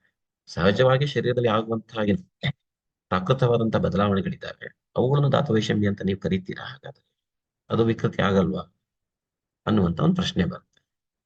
ಹಾಗಾದ್ರೆ ಏನ್ ಧಾತು ಸಾಮ್ಯ ಅಂದ್ರೆ ಅರ್ಥ? ಈ ಅಲ್ಲೂ ವಿಷಮ್ಯ ತೊಂದ್ರೆ ಬಂತು ಅಂತ ಅಂದ್ಬಿಟ್ರೆ ಅಷ್ಟರಲ್ಲೇ ಸಹಜವಾಗಿ ಆಗುವಂತಹ ಒಂದು ವ್ಯವಸ್ಥೆನೂ ಕೂಡ ವೈಷಮ್ಯ ಆಗುತ್ತೆ. ಆಗ ಸಾಮ್ಯ ಏನಾಗುತ್ತೆ? ಹಂಗ ಸಾಮ್ಯ ಹೆಂಗಾಯ್ತದು ಪ್ರಶ್ನೆ ಬರುತ್ತೆ. ಅದಕ್ಕೆ ಅವನೇನ್ ಮಾಡ್ತಾರೆ, ಅದನ್ನ ಓವರ್ಕಮ್ ಮಾಡ್ಲಿಕ್ಕೆ ಮತ್ತೆ ಮುಂದಿನ ಎರಡನೇ ಲೈನ್ ಹೇಳ್ತಾನೆ, ಸುಖ ಸಂಜ್ಞಕಂ ಇತ್ಯಾದಿ. ಅಂದ್ರೆ ವೇರಿಯೇಷನ್, ಏರಿಳಿತ ಆಗಬೇಕು, ಏರಿಳಿತ ಸುಖವನ್ನ ಹಾಳು ಮಾಡಬಾರ್ದು, ಸುಖರೂಪವಾಗಿರ್ಬೇಕು. ಸುಖ ಸಂಜ್ಞಕಂ ಇತ್ಯಾದಿ. ಸುಖ ಹೇತು ಸುಖಂ ತತ್ತೇವಂ ದುಃಖ ಹೇತು ದುಃಖಂ. ಈ ವೈಷಮ್ಯತ್ವ ಅನ್ನುವಂಥದ್ದು ಒಂದು ವ್ಯಕ್ತಿಯ ಕಂಫರ್ಟ್ ಅನ್ನುವಂತಹದನ್ನ ತೊಂದರೆ ಮಾಡದೇ ಇರುವ ರೀತಿಯಲ್ಲಿ ವೈಷಮ್ಯ ಆಗ್ತಾ ಇತ್ತು ಅಂತಂದ್ರೆ ಅದು ಆರೋಗ್ಯ. ಏವಂಚ ದುಃಖ ಹೇತು ದುಃಖಂ. ಈ ವೈಪರೀತ್ಯ ಅನ್ನುವಂಥದ್ದು ಎಲ್ಲೋ ಒಂದು ಕಡೆ ತೊಂದರೆಯನ್ನ ನೋವನ್ನು ಉಂಟು ಮಾಡ್ತಾ ಇದ್ರೆ ಅದು ದುಃಖ ಅಂತ ಆಯ್ತು. ಯತೋ ನ ದುಃಖಂ ಹಿ ವ್ಯಾಧಿ ಯಥಾ ಹಿ ಸತಿ ನ ಜ್ವರಾದೀನಂ ವ್ಯಾಧಿತ್ವಂ ಸ್ಯಾತ್. ಆಗ ದುಃಖಕ್ಕೆ ವ್ಯಾಧಿ ಅಂತ ಕರಿಬಹುದಾ? ತಥಾಹಿ ಸತಿ. ಹಾಗಿದ್ದಾಗ ಜ್ವರಾದಿಗಳು ದುಃಖಕ್ಕಾದ್ಮೇಲೆ ವ್ಯಾಧಿ ಅಂತಂದ್ಮೇಲೆ ಜ್ವರಾದಿಗಳಲ್ಲಿ ವ್ಯಾಧಿ ಆಗೋದಿಲ್ವಲ್ಲ? ಅದರಿಂದಾಗಿ ಒಂದು ಸುಶ್ರುತದ ಎಕ್ಸಾಂಪಲ್ ಕೊಡ್ತಾ ಹೋಗ್ತಾನೆ. ಇವಾಗ ಆ ರೀತಿ ದುಃಖ ಕೊಟ್ಟಾಗ್ಲೇ ಮಾತ್ರ ವ್ಯಾಧಿ ಅಂತ ಹೇಳೋದಾದ್ರೂ ಅಲ್ಲಿ ಕೂಡ ಒಂದು ಕೆಲವೊಂದು ಸಂಶಯಗಳು ಬರುತ್ತೆ. ಅದಕ್ಕೆ ಇನ್ನೊಂದು ಎಕ್ಸಾಂಪಲ್ ಕೊಡ್ತಾ ಹೋಗ್ತಾನೆ. ಅತಯೇವ ಸುಶ್ರುತೆ ಯುಕ್ತಂ ತತ್ತು ಸಪ್ತವಿದೆ ವ್ಯಾಧೋ ಉಪನೀತತಿ ಪ್ರತಿಪತತಿ. 7 ರೀತಿಯ ವ್ಯಾಧಿಗಳು ಯಾವ್ಯಾವ ಅಂದ್ರೆ ಆ ಆ, ಆಧ್ಯಾತ್ಮಿಕ, ಆದಿಭೌತಿಕ, ಆದಿದೈವಿಕ ಅಂತ ಹೇಳುವಂಥದ್ದಲ್ಲಿ ಅವುಗಳಲ್ಲಿ ಮತ್ತೆ ಮಾತ್ರಜ ಆಹಾರಕೃತ ಇತ್ಯಾದಿಯಾಗಿ ಬೇರೆ ಬೇರೆ ವಿಕಾರಗಳನ್ನ ಹೇಳ್ತಾ ಹೋಗ್ತಾನೆ. ಅವುಗಳಲ್ಲಿ ಎಲ್ಲವೂ ಕೂಡ ವ್ಯಾಧಿಗಳು ಹುಟ್ಟರಲ್ಲೇ ಬರ್ತಾರೆ. ಸಂಜ್ಞಕ ಗ್ರಹಣ ಪರಮಾರ್ಥತೋ ಅಸುಖಮಪಿ ಲೋಕೆ ಸುಖಮವಿತಿ ಯದ್ರಿಯತೆ. ಈಗ ಮತ್ತೊಂದು ಬರ್ತದೆ, ಸುಖ ಅನ್ನುವಂತ ಶಬ್ದ ಕರೆದಾಗ ಸುಖ ಯಾವ ಸುಖ? ಒಂದು ನಾವಿಲ್ಲಿ ವ್ಯಾವಹಾರಿಕ ಲೋಕದಲ್ಲಿ ಸುಖವಾಗಿದ್ದೀವಿ ಅಂತ ಅಂದ್ಕೊಳ್ಳೋದು ಎಲ್ಲ ಜೀವನದ ಮಾಡ್ಕೊಂಡದ್ದು ಕಂಫರ್ಟ್ಗಳನ್ನೇ ಸುಖ ಅಂತ ಕರಿಬೇಕಾ? ಅಥವಾ ಒಂದು ಅಲ್ಟಿಮೇಟ್ ಏಮ್ ಆಫ್ ಲೈಫ್ ಅಂತ ಏನ್ ಕರಿತೀವಿ, ಜೀವನದ ಪರಮಾರ್ಥ ಗುರಿಗಳಿರುತ್ತೆ, ಅಲ್ಲಿ ಕೊಡುವಂತಹ ಸುಖಕ್ಕೆ ಸುಖ ಅಂತ ಕರಿಬೇಕಾ? ಸಂಜ್ಞಾಕ ಗ್ರಹಣ ಅಂತ. ಅದರಿಂದ ಇಲ್ಲಿ ಸಂಜ್ಞಾ ರೂಪವಾಗಿ ಏನಂತ ಸುಖ ಹೇಳ್ತೀವಿ ಅಂತ ಹೇಳಿದ್ರೆ ಸುಖವನ್ನು ಕೊಡುವಂಥದ್ದು ಆರೋಗ್ಯ ಅಂತ ಹೇಳ್ಕೊಳ್ತಾ ಇರ್ತೀವಿ. ಸಂಜ್ಞಕ ಗ್ರಹಣ ಪರಮಾರ್ಥತೋ ಅಸುಖಮಪಿ ಲೋಕೆ ಸುಖಮಿತಿ ಯದ್ ವ್ಯವಹ್ರಿಯತೆ ತದಿಹ ಗೃಹತ ಇತಿ ದೃಶ್ಯತೆ. ಈಗ ಕೆಲವೊಂದು ಯಾವ್ದೋ ನಾಳೆ ನಾಳೆ ಒಳ್ಳೆ ಮಾಡ್ಬೋದು, ಈ ಕ್ಷಣದಲ್ಲಿ ಸುಖವಾಗಿರ್ಬೋದು, ಅದು ಕೂಡ ಇಲ್ಲಿ ಗುರುತಿಸ್ಬೇಕಾಗಿ ಬರ್ತದೆ. ಸಂಜ್ಞಾ ಅಂತ ಕೊಟ್ಟಿದ್ದೇವೆ ಹೊರತು ಅಬ್ಸಲ್ಯೂಟ್ ಅನ್ನುವಂತ ಅರ್ಥ ಕೊಟ್ಟಿಲ್ಲ. ಎಲ್ಲಾ ಕಾಲದಲ್ಲೂ ಎಲ್ಲ ಸ್ಥಿತಿಯಲ್ಲೂ ಕೂಡ ಅಂತ ಅರ್ಥ ಮಾಡಿಲ್ಲ. ತೇನ ದಿವಾರಾತ್ರಿ ಭೋಜನಾವಸ್ಥಾದಿ ಜನಿತಂ ಧಾತು ವೈಷಮ್ಯ ಉದ್ವೇಜಕ ವಿದ್ವೇಜಕ ವಿಕಾರ ಅಕರ್ತೃತ್ವೇನ ಸುಖಮೇತಿ ವ್ಯವಹ್ರಿಯತೆ. ಏನಪ್ಪಾ ಅಂತ ಹೇಳಿದ್ರೆ ಇಷ್ಟೆಲ್ಲ ತರ್ಕ ಮಾಡಿದ ಉದ್ದೇಶ ಅಂತಂದ್ರೆ ಕೊನೆಗೆ ಒಂದು ಸೊಲ್ಯೂಷನ್ ಏನ್ ಹೇಳುತ್ತೆ, ಈ ದಿವಾರಾತ್ರಿ ಭೋಜನಾವಸ್ಥಾದಿ ಜನಿತಂ. ಈಗ ಯೋಹರಾತ್ರಿ ಭುಕ್ತಾನಂ ತೇ ಅಂತ ಮಧ್ಯಾಧಿಕ ಕ್ರಮ ಅಂತ ಹೇಳಿದಾಗ ದಿನಕ್ಕನುಗುಣವಾಗಿ, ರಾತ್ರಿಗನುಗುಣವಾಗಿ, ಭೋಜನಕ್ಕೆ ಅನುಗುಣವಾಗಿ ಈ ದೋಷಾದಿಗಳು ಏನ್ ಹೆಚ್ಚು ಕಮ್ಮಿ ಅಂತ ಆಗ್ತಾ ಇದ್ದಾವೆ, ಆಗಿರುವಂಥದ್ದು ಉದ್ವೇಜಕ ವಿಕಾರ, ನಮ್ಮ ಸುಖದ ಸ್ಥಿತಿಯನ್ನ ತುಂಬಾ ಹಾಳು ಮಾಡುವಂಥದ್ದು, ಉದ್ವೇಜನ ಉಂಟು ಮಾಡುವಂತಹ ರೀತಿಯಂತ ವಿಕಾರಗಳು ಮಾಡದೇ ಇರೋದ್ರಿಂದ ಆ ರೀತಿಯಾದಂತಹ ವ್ಯತ್ಯಯಗಳು ಸುಖವನ್ನು ಹಾಳು ಮಾಡೋದಿಲ್ಲ, ಅದು ಸುಖ ಸ್ಥಿತಿನೇ ಆಗಿರುತ್ತದೆ. ಏನ ತೇನ ಯೋಹಿ ಅಲ್ಪ ಸ ನಾಸ್ತಿಯವ ಇತಿ ಕೃತ. ಅಲ್ಪ ಸ್ವಲ್ಪ ವೇರಿಯೇಷನ್ ಆಗುತ್ತೆ, ಆ ಅಲ್ಪ ವೇರಿಯೇಷನ್ ಅಥವಾ ಅಲ್ಪ ಬದಲಾವಣೆಗಳು ಕೂಡ ಇಲ್ಲವೇ ಇಲ್ಲ ಅನ್ನುವಂತ ರೂಪ ಅರ್ಥಕೊಂಡು ಅಲ್ಪೇಪಿ ಧಾತು ವಾಶ್ಯಮೆ ಧಾತು ಸಾಮ್ಯ ವ್ಯವಹಾರ ಸಿದ್ಧ ಭವತಿ. ಈ ರೀತಿ ತುಂಬಾ ಮಿನಿಮಲ್ ಅಥವಾ ತುಂಬಾ ಕಡಿಮೆ ಆಗುವಂತಹ ಇಳಿತ ಅನ್ನುವಂಥದ್ದನ್ನು ಕೂಡ ಸಾಮ್ಯ ಅಂತ ಗುರುತಿಸೋದು ಒಳ್ಳೇದು ಅಂತ ಹೇಳ್ತಾರೆ. ತಥಾ ಸಂಜ್ಞಕ ಗ್ರಹಣೇನ ಲೌಕಿಕ ಸುಖವನ್ನ ಪರಮಾರ್ಥ ಸುಖದೇ ದರ್ಶಯತಿ. ಇದು ಯಾವಾಗಲೂ ಪ್ರಧಾನ. ಇಲ್ಲಿ ಪ್ರಶ್ನೆ ಸಂಜ್ಞಾ ಕೊಟ್ಟಿರೋದು ಲೌಕಿಕ ಸುಖದ ಬಗ್ಗೆ ನಾವು ಮಾತ್ರ ಮಾತಾಡ್ತಾ ಇದ್ದೇವೆ. ಇನ್ನು ಏನು ಪಾರಮಾರ್ಥಿಕ ಸುಖ ಮೋಕ್ಷ ಇತ್ಯಾದಿಗಳು ಏನ್ ಗುರುತಿಸ್ತಾ ಇದ್ವಿ ಆ ವಿಷಯದ ಬಗ್ಗೆ ಇವತ್ತಿನ ಪ್ರಕರಣದಲ್ಲಿ ನಾವು ಮಾತಾಡ್ತಾ ಇಲ್ಲ. ಯಥೋ ವಚೆ ಸರ್ವಂ ಕಾರಣಂ ದುಃಖಂ ಇತ್ಯಾದಿ ಏನು ಯೋಗಿಗಳ ಶಾಸ್ತ್ರಸ್ಥಾನದಲ್ಲಿ ಹೇಳಿರುವಾಗ ಮೋಕ್ಷ ರೂಪವಾಗಿರುವಂತಹ ಏನು ದುಃಖ ನಿವಾರಣೆ ಇದೆಯಲ್ಲ ಆ ನಿವಾರಣೆ ಬಗ್ಗೆ ನಾವಿಲ್ಲಿ ಮಾತಾಡ್ತಾ ಇಲ್ಲ. ಯಾಕಂದ್ರೆ ಅಲ್ಲಿ ಪ್ರಕರಣ ಏನಂತ ಹೇಳಿದ್ರೆ ಜೀವನನೇ ಅನ್ನುವುದು ದುಃಖ ಅನ್ನುವಂತಹ ಅರ್ಥದಲ್ಲಿ ಬರ್ತದೆ. ಆ ಆ ರೂಪವಾದಂತಹ ಪಾರಮಾರ್ಥಿಕ ರೂಪವಾಗಿ ಅಥವಾ ಸ್ಪಿರಿಚುವಲ್ ಸೆನ್ಸ್ ಅಲ್ಲಿ ಹೇಳಿರುವಂತಹ ಸುಖ ದುಃಖಗಳ ಬಗ್ಗೆ ನಾವಿಲ್ಲಿ ಮಾತಾಡ್ತಾ ಇಲ್ಲ. ವ್ಯಾವಹಾರಿಕವಾಗಿ ಪ್ರತಿಯೊಬ್ಬ ಸಾಮಾನ್ಯರಲ್ಲೂ ಕೂಡ ಕಾಣಿಸುವಂತ ಸುಖ ದುಃಖ ಅನ್ನುವಂತಹ ಅರ್ಥದಲ್ಲಿ ಮಾತಾಡ್ತಾ ಇರೋದ್ರಿಂದ ಹಾಗೆ ಜೀವನನೇ ದುಃಖ ಅನ್ನುವಂಥ ಅರ್ಥದಲ್ಲಿ ನೋಡಬೇಡ. ಏವಚ ಗ್ರಹಣೇನ ದುಃಖಂ ಪರಮಾರ್ಥತೋಪಿ ದುಃಖಮೇವ. ಬಟ್ ಇದು ಸುಖ ಅನ್ನುವಂಥದ್ದು ಎರಡು ರೀತಿನೇ. ಪಾರಮಾರ್ಥಿಕ ಸುಖ ಬೇರೆ ಇರ್ಬೋದು, ಲೌಕಿಕ ಸುಖ ಇರ್ಬೋದು. ಬಟ್ ದುಃಖ ಇಲ್ಲಿ ಬೇಕಾದ್ರೆ ಅಲ್ಲಿ ಬೇಕಾದ್ರೆ ಎರಡು ಒಂದೇ ರೀತಿ ಇರ್ತದೆ. ಪರಮಾರ್ಥತೋಪಿ ದುಃಖಮೇವ, ಅಲ್ಲೂ ದುಃಖವೇ ಇಲ್ಲೂ ದುಃಖನೇ. ನಾ ಸುಖಂ ಇವ ವ್ಯವಹಾರ ಮಾತ್ರ. ಸುಖ ಅನ್ನುವಂಥ ವ್ಯಾವಹಾರಿಕವಾಗಿ ಒಂದು ಅರ್ಥ ಇರ್ಬೋದು, ಪಾರಮಾರ್ಥಿಕವಾಗಿ ಬೇರೆ ರೀತಿ ಆಗ್ಬೋದು. ಬಟ್ ದುಃಖ ಮಾತ್ರ ಎಲ್ಲ ಕಡೆನೂ ದುಃಖವಾಗಿ ಉಳಿಯುತ್ತೆ ಅನ್ನುವಂಥ ಒಂದು ಅರ್ಥ ಹೇಳಿದಾಗ ಅತ್ರ ಚ ಧಾತು ವೈಷಮ್ಯೇಣ ಕಾರಣೇನ ಉಪಚಾರಾತ್ ಕಾರ್ಯ ಜ್ವರಾದಯೋ ಅಭಿಧೀಯತೆ. ಅದರಿಂದಾಗಿ ಇಲ್ಲಿ ಧಾತು ವೈಷಮ್ಯ ಅಂತಂದ್ರೆ ಆ ದಿನಚರ್ಯಗಳಿಂದ ಆಗುವಂತಹ ವೈಷಮ್ಯ ಅಂತ ಅನ್ಕೊಳ್ಳೋದು ಬೇಡ. ಉಪಚಾರಾತ್ ಕಾರ್ಯತ್ವ ಜ್ವರಾದಯೋ ಇಲ್ಲಿ ಆ ಧಾತು ವೈಷಮ್ಯ ಅಲ್ಲಿಂದ ಆಗುವಂತಹ ಏನು ಉದ್ವೇಜಕ ಉದ್ವೇಜಕ ಧಾತು ವಿಷಮತ್ವ ಅವುಗಳಿಂದ ಉತ್ಪತ್ತಿಯಾದ ಜ್ವರಾದಿಗಳು ಇವುಗಳನ್ನು ನಾವು ಗುರುತಿಸ್ಬೇಕಾಗತ್ತೆ. ಇದು ಧಾತು ವೈಷಮ್ಯ ಜೋಹಿ ವಿಕಾರೋಹಿ ನ ಧಾತು ವೈಷಮ್ಯ ಮಾತ್ರ. ಆದ್ರೆ ಧಾತು ವೈಷಮ್ಯಗಳಿಂದ ಉಂಟ ವಿಕಾರಗಳು ಮಾತ್ರ ಕನ್ಸಿಡರ್ ಮಾಡಬೇಕಿಲ್ಲಿ. ಕೇವಲ ಹೆಚ್ಚು ಕಮ್ಮಿ ಆಯ್ತು ಅಂತ ಒಂದು ಕಾರಣ ತಕ್ಷಣ ಅದನ್ನು ವಿಕಾರ ಅಂತ ಇವತ್ತಿನ ಪ್ರಕರಣದಲ್ಲಿ ಬೇಡ.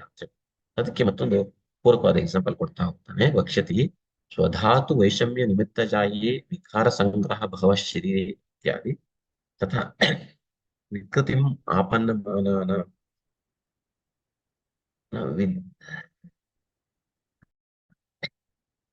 ವಿಕೃತಿಂ ಆಪನ್ನ ನಾನಾ ವಿಧೈಃ ವಿಕಾರೈಃ ಶರೀರಂ ಪತಪಂತಿ ಇತ್ಯಾದಿ. ಮುಂದೆ ಹೇಳಂಗೆ ಸ್ವಧಾತುಗಳ ವೈಷಮ್ಯದಿಂದ ಏನು ವಿಕಾರಗಳು ಉಂಟಾಗತ್ತೆ ಆ ಪ್ರಕರಣವನ್ನು ಗಮನಿಸಿಕೊಂಡಾಗ ಆ ವಿಕಾರ ಅನ್ನುವಂಥದ್ದು ಇಲ್ಲಿ ತಗೊಂಡಿರೋದು. ಶರೀರದಲ್ಲಿ ಬಹಳಷ್ಟು ವಿಕಾರಗಳು ಉತ್ಪತ್ತಿ ಆಗ್ತವೆ. ಸೂತ ಅಧ್ಯಾಯ 19ರಲ್ಲಿ ಹಾಗೂ ವಿಮರ್ಶನ ಅಧ್ಯಾಯದಲ್ಲೂ ಕೂಡ ಈ ವಿಕೃತವಾದಂತವು ನಾನಾ ವಿಧ ವಿಕಾರೇ ಶರೀರಂ ಉಪತಪತಿ ವಿಕಾರ. ಸೊ ಇಲ್ಲಿ ಉದ್ವೇಜನ ಆಗ್ಬೇಕು, ಉದ್ವೇಜನದಿಂದ ಉಪತಾಪ ಆಗ್ಬೇಕು ಅಥವಾ ವೈಷಮ್ಯ ಉತ್ಪತ್ತಿಯನ್ನು ಮಾಡಬೇಕು. ಆ ತರದ ವೈಷಮ್ಯಗಳಿಂದ ಆಗುವಂತ ವಿಕಾರಗಳಿಗೆ ಇಲ್ಲಿ ಪ್ರಕರಣದಲ್ಲಿ ವಿಕಾರ ಅಂತ ಕೊಟ್ಟಿದೆ ಅನ್ನೋದು ಚರಕನ ಪ್ರಶ್ನೆ.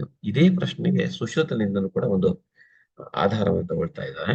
ಏನಪ್ಪಾ ಅಂತ ಹೇಳಿದ್ರೆ ವಿಕಾರ ಅಂತ ಹೇಳುವಾಗೆ ಎಲ್ಲೆಲ್ಲಿಂದ ಕೇವಲ ವೈಷಮ್ಯನೇ ವಿಕಾರ ಅಂತ ತಗೊಳ್ಬೇಕಾ ಅಥವಾ ಅಲ್ಲಿಂದ ಉತ್ಪನ್ನವಾದಂತ ವಿಕಾರ ವ್ಯಾಧಿಗಳನ್ನ ವಿಕಾರ ಅಂತ ತಗೊಳ್ಬೇಕಾ? ಮತ್ತೆ ಮುಂದೆ ಹೇಳ್ತಾ ಹೋಗ್ತಾನೆ. ಸುಶ್ರುತಿ ಅಪಿ ಉಕ್ತಂ ವಾತ ಪಿತ್ತ ಕಫ ಶೋಣಿತ ಸನ್ನಿಪಾತ ವೈಷಮ್ಯ ನಿಮಿತ್ತ. ವೈಷಮ್ಯ ಒಂದೇ ಹೇಳಿಲ್ಲ, ವೈಷಮ್ಯದಿಂದ ಉತ್ಪನ್ನವಾದಂಥದ್ದು ಅಂತ ಅರ್ಥ ಮಾಡ್ತಾ ಇರ್ತಾನೆ.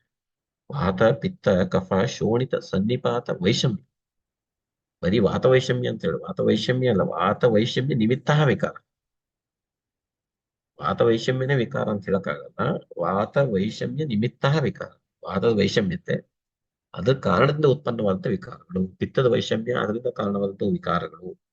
ಅದರಿಂದ ವೈಷಮ್ಯ ನಿಮಿತ್ತತ್ವ ಅನ್ನುವಂಥದ್ದು ವೈಷಮ್ಯ ಅನ್ನೋ ವ್ಯಾಧಿಗೆ ನಿಮಿತ್ತ ಆಗುತ್ತೆ, ನಿಮಿತ್ತ ಕಾರಣ ರೂಪದಲ್ಲಿ ಇರುತ್ತೆ ಅಂತ ಹೇಳಿದಾಗ ಸೂಚಿಸಿದ ಒಂದು ಕೂಡ ಏನು ಆಧಾರ ರೂಪವಂತ ಒಂದು ಶ್ಲೋಕವನ್ನ ಇಲ್ಲಿ ಹೇಳ್ತಾರೆ.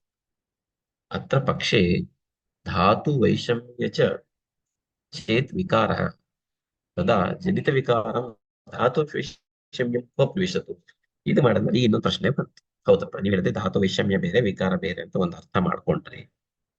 ಇದನ್ನ ನಾವು ತಗೊಳ್ಳೋಣ ಒಂದು ಏನಂದ್ರೆ ಅಭ್ಯುಪಗಮ ಸಿದ್ಧಾಂತದಲ್ಲಿ ತಗೊಳ್ತಾರೆ. ಸಾಧ್ಯ ಆಗಿಲ್ಲ ಆದ್ರೂ ಕೂಡ ಮುಂದೆ ಏನ್ ತರ್ಕಕಾಲಕ್ಕೋಸ್ಕರ ನಾವು ತಗೊಂಡು ಹೋಗ್ತಾ ಇರೋದ್ರಿಂದಾಗಿ ಅದನ್ನ ಒಪ್ಕೊಳ್ಳೋಣ. ಒಪ್ಕೊಂಡ್ರು ಕೂಡ ಒಂದ್ ಪ್ರಶ್ನೆ ಬಂದ್ಬಿಡ್ತದೆ. ಅತ್ರ ಪಕ್ಷೆ ಆತ ವೈಷಮ್ಯ ಚ ವಿಕಾರಸ್ಯ ತದಾ ಜನಿತ ವಿಕಾರಂ ಸಾರಿ ಅತ್ರ ಪಕ್ಷೆ ಧಾತು ವೈಷಮ್ಯ ವಿಕಾರ ತದಾ ಜನಿತ ವಿಕಾರ ಧಾತು ವೈಷಮ್ಯ ಉಪಪ್ರವಿಶತು. ಈಗ ವಿಕಾರಕ್ಕೆ ಮಾತ್ರ ಜನಿತ ವಿಕಾರದಿಂದ ಮಾತ್ರ ವಿಕಾರ ಅಂತ ಕೇವಲ ಧಾತು ವೈಷಮ್ಯ ಸ್ಥಿತಿ ಅಂತಿದೆಯಲ್ಲ ಅದನ್ನ ಎಲ್ಲಿ ಸೇರಿಸ್ಕೋಬೇಕು? ವಿಕಾರೆ ಅಥವಾ ಆರೋಗ್ಯಕ್ಕೆ ಅದನ್ನ ವ್ಯಾಧಿ ಅಂತ ಅನ್ಕೊಳ್ಬೇಕು, ಆರೋಗ್ಯ ಸ್ಥಿತಿ ಅಂತ ಅನ್ಕೊಳ್ಬೇಕಾ ಅನ್ನುವಂತ ಒಂದು ಸಂಶಯ. ಈ ಹಿಂದಿನ ಅರ್ಥದಲ್ಲಿ ವಿಕಾರಗಳನ್ನ ಮಾತ್ರ ನೀವು ತಗೊಳ್ಳಿ ಅಂತ ಹೇಳಿದ್ರೆ ಅದು ಇನ್ನೊಂದು ಸಂಶಯಕ್ಕೆ ದಾರಿ ಮಾಡ್ಕೊಡ್ತಲ್ಲ. ಆ ಅಲ್ಪ ಸ್ವಲ್ಪ ವ್ಯತ್ಯಾಸಗಳು ಏನಾಗುತ್ತಲ್ಲ ಅದು ಒಂದು ಸ್ಥಿತಿನೇ ಅಲ್ಲ. ಆ ಸ್ಥಿತಿನ ಎಲ್ಲಿ ಹಾಕೊಳ್ತೀವಿ? ವಿಕಾರದಲ್ಲಿ ಹಾಕೊಳ್ತಿರೋ ಅಥವಾ ಆರೋಗ್ಯ ಸ್ಥಿತಿ ಅಂತ ಒಂದು ಪ್ರಶ್ನೆ ಬರುತ್ತೆ. ನ ತಾವತ್ ಆರೋಗ್ಯ ಅಂತ ಆಗ್ಲಿಕ್ಕೆ ಸಾಧ್ಯ ಇಲ್ಲ. ನ ತಾವದ ಆರೋಗ್ಯದಲ್ಲಂತೂ ಅದನ್ನ ಹಾಕೊಳ್ಳಿಕ್ ಬರೋದಿಲ್ಲ. ಯತಃ ಇತ್ಯುಕ್ತಂ ಕಾರಣಂ ಕಾರ್ಯಂ ಧಾತು ಸಾಮ್ಯ ವಿಹೋಚ್ಯತೆ ಧಾತು ಸಾಮ್ಯ ಕ್ರಿಯಾ ಚೋಕ್ತ ದಂತ ಸಸ್ಯ ಪ್ರಯೋಜನ. ಇಲ್ಲಿ ಕಾರ್ಯ ಅನ್ನುವಂಥ ಧಾತು ಸಾಮ್ಯ ನೀವೇ ಸ್ಪಷ್ಟವಾಗಿ ಹೇಳ್ತೀರ, ಕಾರಣ ಅನ್ನುವಂಥದ್ದು ಧಾತು ವೈಷಮ್ಯ ಅಂತ ನೀವೇ ಹೇಳ್ತೀರ. ಹಾಗೆ ಧಾತು ಸಾಮ್ಯ ಮಾಡೋದೇ ತಂತ್ರದ ಪ್ರಯೋಜನ, ಅದ್ರ ಕಾರ್ಯ ಅಂತ ನೀವೇ ಹೇಳ್ಕೊಳ್ಳುವಾಗ ಧಾತು ಸಾಮ್ಯತ್ವ ಇಲ್ಲ ಅಂತ ಹೇಳಿದ್ಮೇಲೆ ಅದು ಆರೋಗ್ಯದಲ್ಲಿ ಹೋಗ್ಲಿಕ್ಕೆ ಅವಕಾಶ ಇಲ್ದಂಗೆ ಆಯ್ತಲ್ಲ. ಇತ್ಯನೇನ ಗ್ರಂಥಿನ ಆರೋಗ್ಯ ಅನ್ನೋ ಧಾತು ಸಾಮ್ಯ ಸ್ಥಿತಿನೇ ಅಂತ ಹೇಳ್ದಂಗೆ ಆಯ್ತಲ್ಲ. ಹೋಯ್ತು ಸರಿ. ಆರೋಗ್ಯದಲ್ಲಂತೂ ಧಾತು ವೈಷಮ್ಯ ಯಾವುದೋ ವಿಕಾರವನ್ನು ಮಾಡದೇ ಇರುವಂತಹ ಧಾತು ವೈಷಮ್ಯ ಆರೋಗ್ಯದಲ್ಲಿ ಬರ್ಲಿಕ್ಕೆ ಅವಕಾಶ ಇಲ್ಲ ಅಂತ ಆಯ್ತು. ಸರಿ, ಮತ್ತೊಂದು ಪಾಸಿಬಲ್. ನಚ ರೋಗೇ ಪ್ರವಿಶತಿ. ಸರಿ, ಹಂಗಾರೆ ರೋಗ ಅಂತ ಹೇಳಿಕ್ಕೆ ಅವಕಾಶ ಇದೆಯಾ? ನಚ ರೋಗೇ ಪ್ರವಿಶತಿ. ರೋಗದಲ್ಲೂ ಕೂಡ ಹೇಳಿಕ್ಕೆ ಅವಕಾಶ ಇಲ್ಲ. ರೋಗ ಹೇತುತ್ವೇನೇ ಕಥಿತತ್ವಾತ್. ವಿಷಮತ್ವವನ್ನೇ ರೋಗಕ್ಕೆ ಕಾರಣ ಅಂತ ನೀವು ಹೇಳ್ತಾ ಇದ್ದೀರಾ. ಹಾಗಾದ್ರೆ ಕಾರಣ ಬೇರೆ ಕಾರ್ಯ ಬೇರೆ. ರೋಗ ಅನ್ನೋದು ಕಾರ್ಯ ಆಯ್ತು ಅಂತಂದ್ರೆ ವೈಷಮ್ಯ ಅನ್ನುವಂಥದ್ದು ಕಾರಣ ಅಂತ ಆಯ್ತು. ಅವೆರಡು ಒಂದೇನಾ ಬೇರೆ ಬೇರೆನಾ? ಹಾಗಾದ್ರೆ ಅದು ರೋಗದಲ್ಲೂ ಬರ್ಲಿಕ್ಕೆ ಅವಕಾಶ ಇಲ್ಲದಂಗೆ ಆಯ್ತಲ್ಲ. ಅಥ ಮತಂ ಧಾತು ವೈಷಮ್ಯಂ ಭವತಿ ವಿಕಾರೋ ನ ಭವತಿ. ಧಾತು ವೈಷಮ್ಯ ಇರುತ್ತೆ, ವಿಕಾರ ಬರುದಿಲ್ಲ ಆಗುತ್ತೆ. ಏಷಾದಶ ನಾಸ್ತಿವ. ಈ ರೀತಿ ಒಂದು ಯಾವುದೋ ಒಂದು ಆಂಬಿಗ್ವಿಟಿ ಅನ್ನುವಂಥದ್ದು ಏನಿದೆ ಅದು ಆಗೋದಿಲ್ಲ. ಏವಂ ಯತೋ ಅವಶ್ಯಂ ಪ್ರಮಾಣಾಧಿಕೋ ದೋಷ ಸ್ವಲಿಂಗ ಅಧಿಕೋ ಭವತಿ. ಈಗ ಏನಪ್ಪ ನಾವು ಮೂಲ ಹೇಳ್ಕೊಂಡ್ವಿ, ವೈಷಮ್ಯ ಅಂತ ಹೇಳಿದ್ರೆ ಏನು? ಸ್ವಪ್ರಮಾಣದ ಅಧಿಕತ್ವ ಅಥವಾ ನ್ಯೂನತ್ವ ಬರಬೇಕು. ಅದು ನಮ್ಮ ಮೂಲ ಸಿದ್ಧಾಂತ ಆಗಿತ್ತು. ಈ ತರ್ಕ ಹುಟ್ಟೋದಕ್ಕಿಂತ ಮುಂಚೆ ನಾವು ವೈಷಮ್ಯ ಅಂತ ಏನು ಹೇಳ್ಕೊಳ್ತೀವಲ್ಲ, ಹೆಚ್ಚಾಗಬೇಕು ಅಥವಾ ಕಡಿಮೆ ಆಗ್ಬೇಕು ಅಂತ ಹೇಳ್ತೀವಿ. ಇದು ಅಧಿಕ ಅನ್ನುವಂಥದ್ದನ್ನ ಡಿಸ್ಕಷನ್ ತಗೊಳ್ತಾನೆ. ಯಥೋ ಅವಶ್ಯಂ ಪ್ರಮಾಣಾಧಿಕೋ ದೋಷ ಸ್ವಲಿಂಗ ಅಧಿಕೋ ಭವತಿ. ಪ್ರಮಾಣತಃ ಯಾವುದು ದೋಷ ಹೆಚ್ಚಾಗಿರುತ್ತೋ ಅದು ತನ್ನ ಲಕ್ಷಣಗಳನ್ನ ಹೆಚ್ಚು ತೋರಿಸುತ್ತೆ. ಹಾಗೆ ಕ್ಷೀಣ ಆಯ್ತು ಅಂತಂದ್ರೆ ತನ್ನ ಲಕ್ಷಣಗಳನ್ನ ಕಡಿಮೆ ತೋರಿಸುತ್ತೆ. ಹೆಚ್ಚಾಯ್ತು ಅಂದ್ರೆ ಹೆಚ್ಚಿನ ಲಕ್ಷಣಗಳು ತೋರಿಸುತ್ತೆ, ಕಡಿಮೆ ಆಯ್ತು ಅಂದ್ರೆ ಕಡಿಮೆ ಲಕ್ಷಣ ತೋರಿಸುತ್ತೆ. ಇಹ ತರ್ಹಿ ಅಕಸ್ಮಾತ್ ನೀವು ಧಾತು ವೈಷಮ್ಯವನ್ನೇ ವಿಕಾರ ಅಂತ ಏನಾದ್ರು ಕರೆಯೋದಾದ್ರೆ ಏವಂ ಅಯಂ ಗ್ರಂಥೋಪಿ ಮುಖ್ಯೋ ಭವತಿ. ಈ ಗ್ರಂಥದಲ್ಲೂ ಕೂಡ ಅದು ಪ್ರಧಾನವಾಗುತ್ತೆ. ಧಾತು ವೈಷಮ್ಯಜ ವಿಕಾರ ಪ್ರತಿಪಾದಕಸ್ತು ಗ್ರಂಥ ಆವಿಷ್ಕೃತತಮ ವಿಚಾರ ಯುಗಾದಿ ಪ್ರತಿಪಾದಕತ್ವೇನ ವ್ಯವಸ್ಥಾಪ್ಯತಾಂ. ಧಾತು ಶಾಮ್ಯದಿಂದ ವಿಕಾರಗಳನ್ನ ಹುಟ್ಟಿದಂತಹ ಯಾವುದೋ ಒಂದು ಗ್ರಂಥ ಇದೆ, ಅದರಿಂದ ಹೇಳುವಂತಹ ಜ್ವರಾದಿಗಳ ಬಗ್ಗೆ ಹೇಳುವಂಥದ್ದು ಮಾತ್ರ ವ್ಯವಸ್ಥಾಪನೆ ಆಗುತ್ತೆ. ತೇನ ಧಾತು ವೈಷಮ್ಯಂಚ ಧಾತು ವೈಷಮ್ಯ ವಿಕಾರ ಹಾಗೆ ಲೆಕ್ಕ ಹಾಕೊಂಡಾಗ ಧಾತುಗಳ ವೈಷಮ್ಯ ಆಗ್ಲಿ ಅವುಗಳಿಂದ ಬರುವಂತ ವ್ಯಾಧಿಗಳಾಗ್ಲಿ ಎಲ್ಲವನ್ನೂ ಕೂಡ ಒಂದು ವಿಶಾಲ ಅರ್ಥದಲ್ಲಿ ವಿಕಾರಗಳೆಂತಲೇ ಗುರುತಿಸ್ಬೇಕಾಗತ್ತೆ. ಧಾತು ವೈಷಮ್ಯ ಜಾತೇಶು ಅಪಿ ಹಿ ವಿಕಾರ್ಯ ಜರಾದಿಶು ಧಾತು ವೈಷಮ್ಯತಾ ರೂಪತಾ ಅಸ್ತಿಯೇವ. ಧಾತು ವೈಷಮ್ಯದಲ್ಲೇ ಆಗ್ಲಿ ಧಾತು ವಿಕಾರಗಳಲ್ಲೇ ಆಗ್ಲಿ ಎರಡರಲ್ಲೂ ಕೂಡ ಧಾತು ವೈಷಮ್ಯತಾ ಅನ್ನುವಂಥದ್ದು ಇದ್ದೇ ಇರ್ತದೆ. ಕಿಂಚ ಹಾಗಾದ್ರೆ ಸ್ವಮಾನ ಕ್ಷೀಣಾದೋಷ ಕಿಂಚಿತ್ ವಿಕಾರಂ ಜನಯತಿ. ಇಲ್ಲಿ ಮತ್ತೊಂದು ಪ್ರಶ್ನೆ ಬಂತು. ಸರಿ, ವೃದ್ಧಿಯಾಗಿದ್ದೇನೋ ಲಕ್ಷಣಗಳನ್ನು ತೋರಿಸ್ಕೊಳುತ್ತೆ ಅಂತ ಹೇಳ್ತಾರೆ. ಆದ್ರೆ ಕ್ಷೀಣ ಆಗಿರುವಂಥದ್ದು ವಿಕಾರಗಳನ್ನ ಉತ್ಪತ್ತಿ ಮಾಡ್ತವೆ. ಅವುಗಳಿಂದ ಕರ್ತೃತ್ವ ಹೇಗೆ ಸಾಧ್ಯ? ಅಲ್ಲಿ ಕಡಿಮೆ ಆಯ್ತು ಅಂತಂದ್ರೆ ಏನಾದ್ರೂ ಆಗೋದನ್ನ ತಡೆಯೋ ಸಾಮರ್ಥ್ಯ ಕಡಿಮೆ ಆಗಿರುತ್ತೆ ಹೊರತು ಅವುಗಳಿಂದ ಲಕ್ಷಣ ಉತ್ಪತ್ತಿ ಆಗುತ್ತೆ ಅನ್ನುವಂಥದ್ದು ಹೇಳಕ್ ಸಾಧ್ಯ ಇದೆಯಾ? ಕಿಂಚ ಸ್ವಮಾನ ಕ್ಷೀಣ ದೋಷ ಕಿಂಚಿತ್ ವಿಕಾರಂ ಜನಯತಿ. ವಿಕಾರಗಳನ್ನು ಉತ್ಪತ್ತಿ ಮಾಡುವಂತ ಸಾಮರ್ಥ್ಯ ಅವಕ್ಕಿದೆಯಾ? ಕ್ಷೀಣ ಲಕ್ಷಣಂ ವೈಷಮ್ಯಮೇವ ಪರಂ ಯಾಂತಿ. ಕ್ಷೀಣ ಲಕ್ಷಣವಾಗಿರುವಂಥದ್ದು ಕೂಡ ವೈಷಮ್ಯವೇ ಆಗುತ್ತೆ. ಕ್ಷೀಣ ಲಕ್ಷಣವೇ ವೈಷಮ್ಯ ಅಂತ ಗುರುತಿಸ್ಬೇಕು. ಯಾಕೆ ಅಂತ ಹೇಳಿದ್ರೆ ಅದಕ್ಕೊಂದು ಶ್ಲೋಕ ಹೇಳ್ತಾನೆ. ಕ್ಷೀಣ ಜಹತಿ ಲಿಂಗಂ ಸ್ವಸಮಾಹ ಸ್ವಂ ಕರ್ಮ ಕುರುವತೆ. ತನ್ನ ಲಕ್ಷಣಗಳನ್ನು ಕಳ್ಕೊಳ್ಳುತ್ತೆ, ಸರ್ವ ಚೆನ್ನಾಗಿ ಸರಿಯಾಗಿತ್ತು, ಸ್ವಸ್ಥಾನದಲ್ಲಿತ್ತು, ತನ್ನ ಕರ್ಮ ಮಾಡುತ್ತೆ ಅಂತ ಸುತ್ತ ಅಧ್ಯಾಯ 7ರಲ್ಲಿ ಹೇಳಾಗಿದೆ. ಸೊ ಮತ್ತೊಂದು ಪಂಥ ಆಯ್ತು. ಮೊದಲನೇ ಪಂಥ ಧಾತು ವೈಷಮ್ಯ ಬೇರೆ, ಅವುಗಳಿಂದ ಉತ್ಪನ್ನ ಆದ ವಿಕಾರ ಬೇರೆ. ಎರಡನೇ ಪಂಥ ಯಾವುದು? ಧಾತು ವೈಷಮ್ಯ ಮಾತ್ರ ವಿಕಾರ ಐತಿ ಬೃಹತ್ತಮ ಎರಡನೇ. ಸೊ ಇಲ್ಲಿ ಎರಡು ತರ ವಾದ ಮಾರ್ಗ. ಒಂದು ವಾದ ಅಂತ ಹೇಳುತ್ತೆ, ವೈಷಮ್ಯ ಅಂತಂದ್ರೆ ವಿಕಾರ ಎರಡು ಒಂದೇನೆ. ಇನ್ನೊಂದು ವೈಷಮ್ಯತ್ವ ಬೇರೆ, ವೈಷಮ್ಯದಿಂದ ವಿಕಾರ ಬೇರೆ. ಈ ಎರಡನೇ ಪಂಥ. ನಾತ್ರ ಧಾತು ವೈಷಮ್ಯ ಮಾತ್ರ ವಿಕಾರ ಐತಿ ಬೃಹತಾಂ ಅಯಂ ಪಂಥಃ. ಏತು ಧಾತು ವೈಷಮ್ಯಜೋ ವಿಕಾರ ಇತಿ ವ್ಯವಸ್ಥಿತಾಃ ते तु अजनित व्यपदेश्य विकारं धातु वैषम्यं रात्रि दिन अवस्थाधिकृत धातु वैषम्यवत् अल्पत्वेन ಅವ್ಯಪದೇಶತೆಯ ಧಾತು ಸಾಮ್ಯ ಇವ ಪ್ರಕ್ಷಿಪಂತಿ.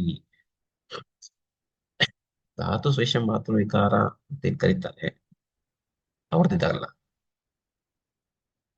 ನತು धातु वैषम्यजो विकार इति व्यवस्थितः.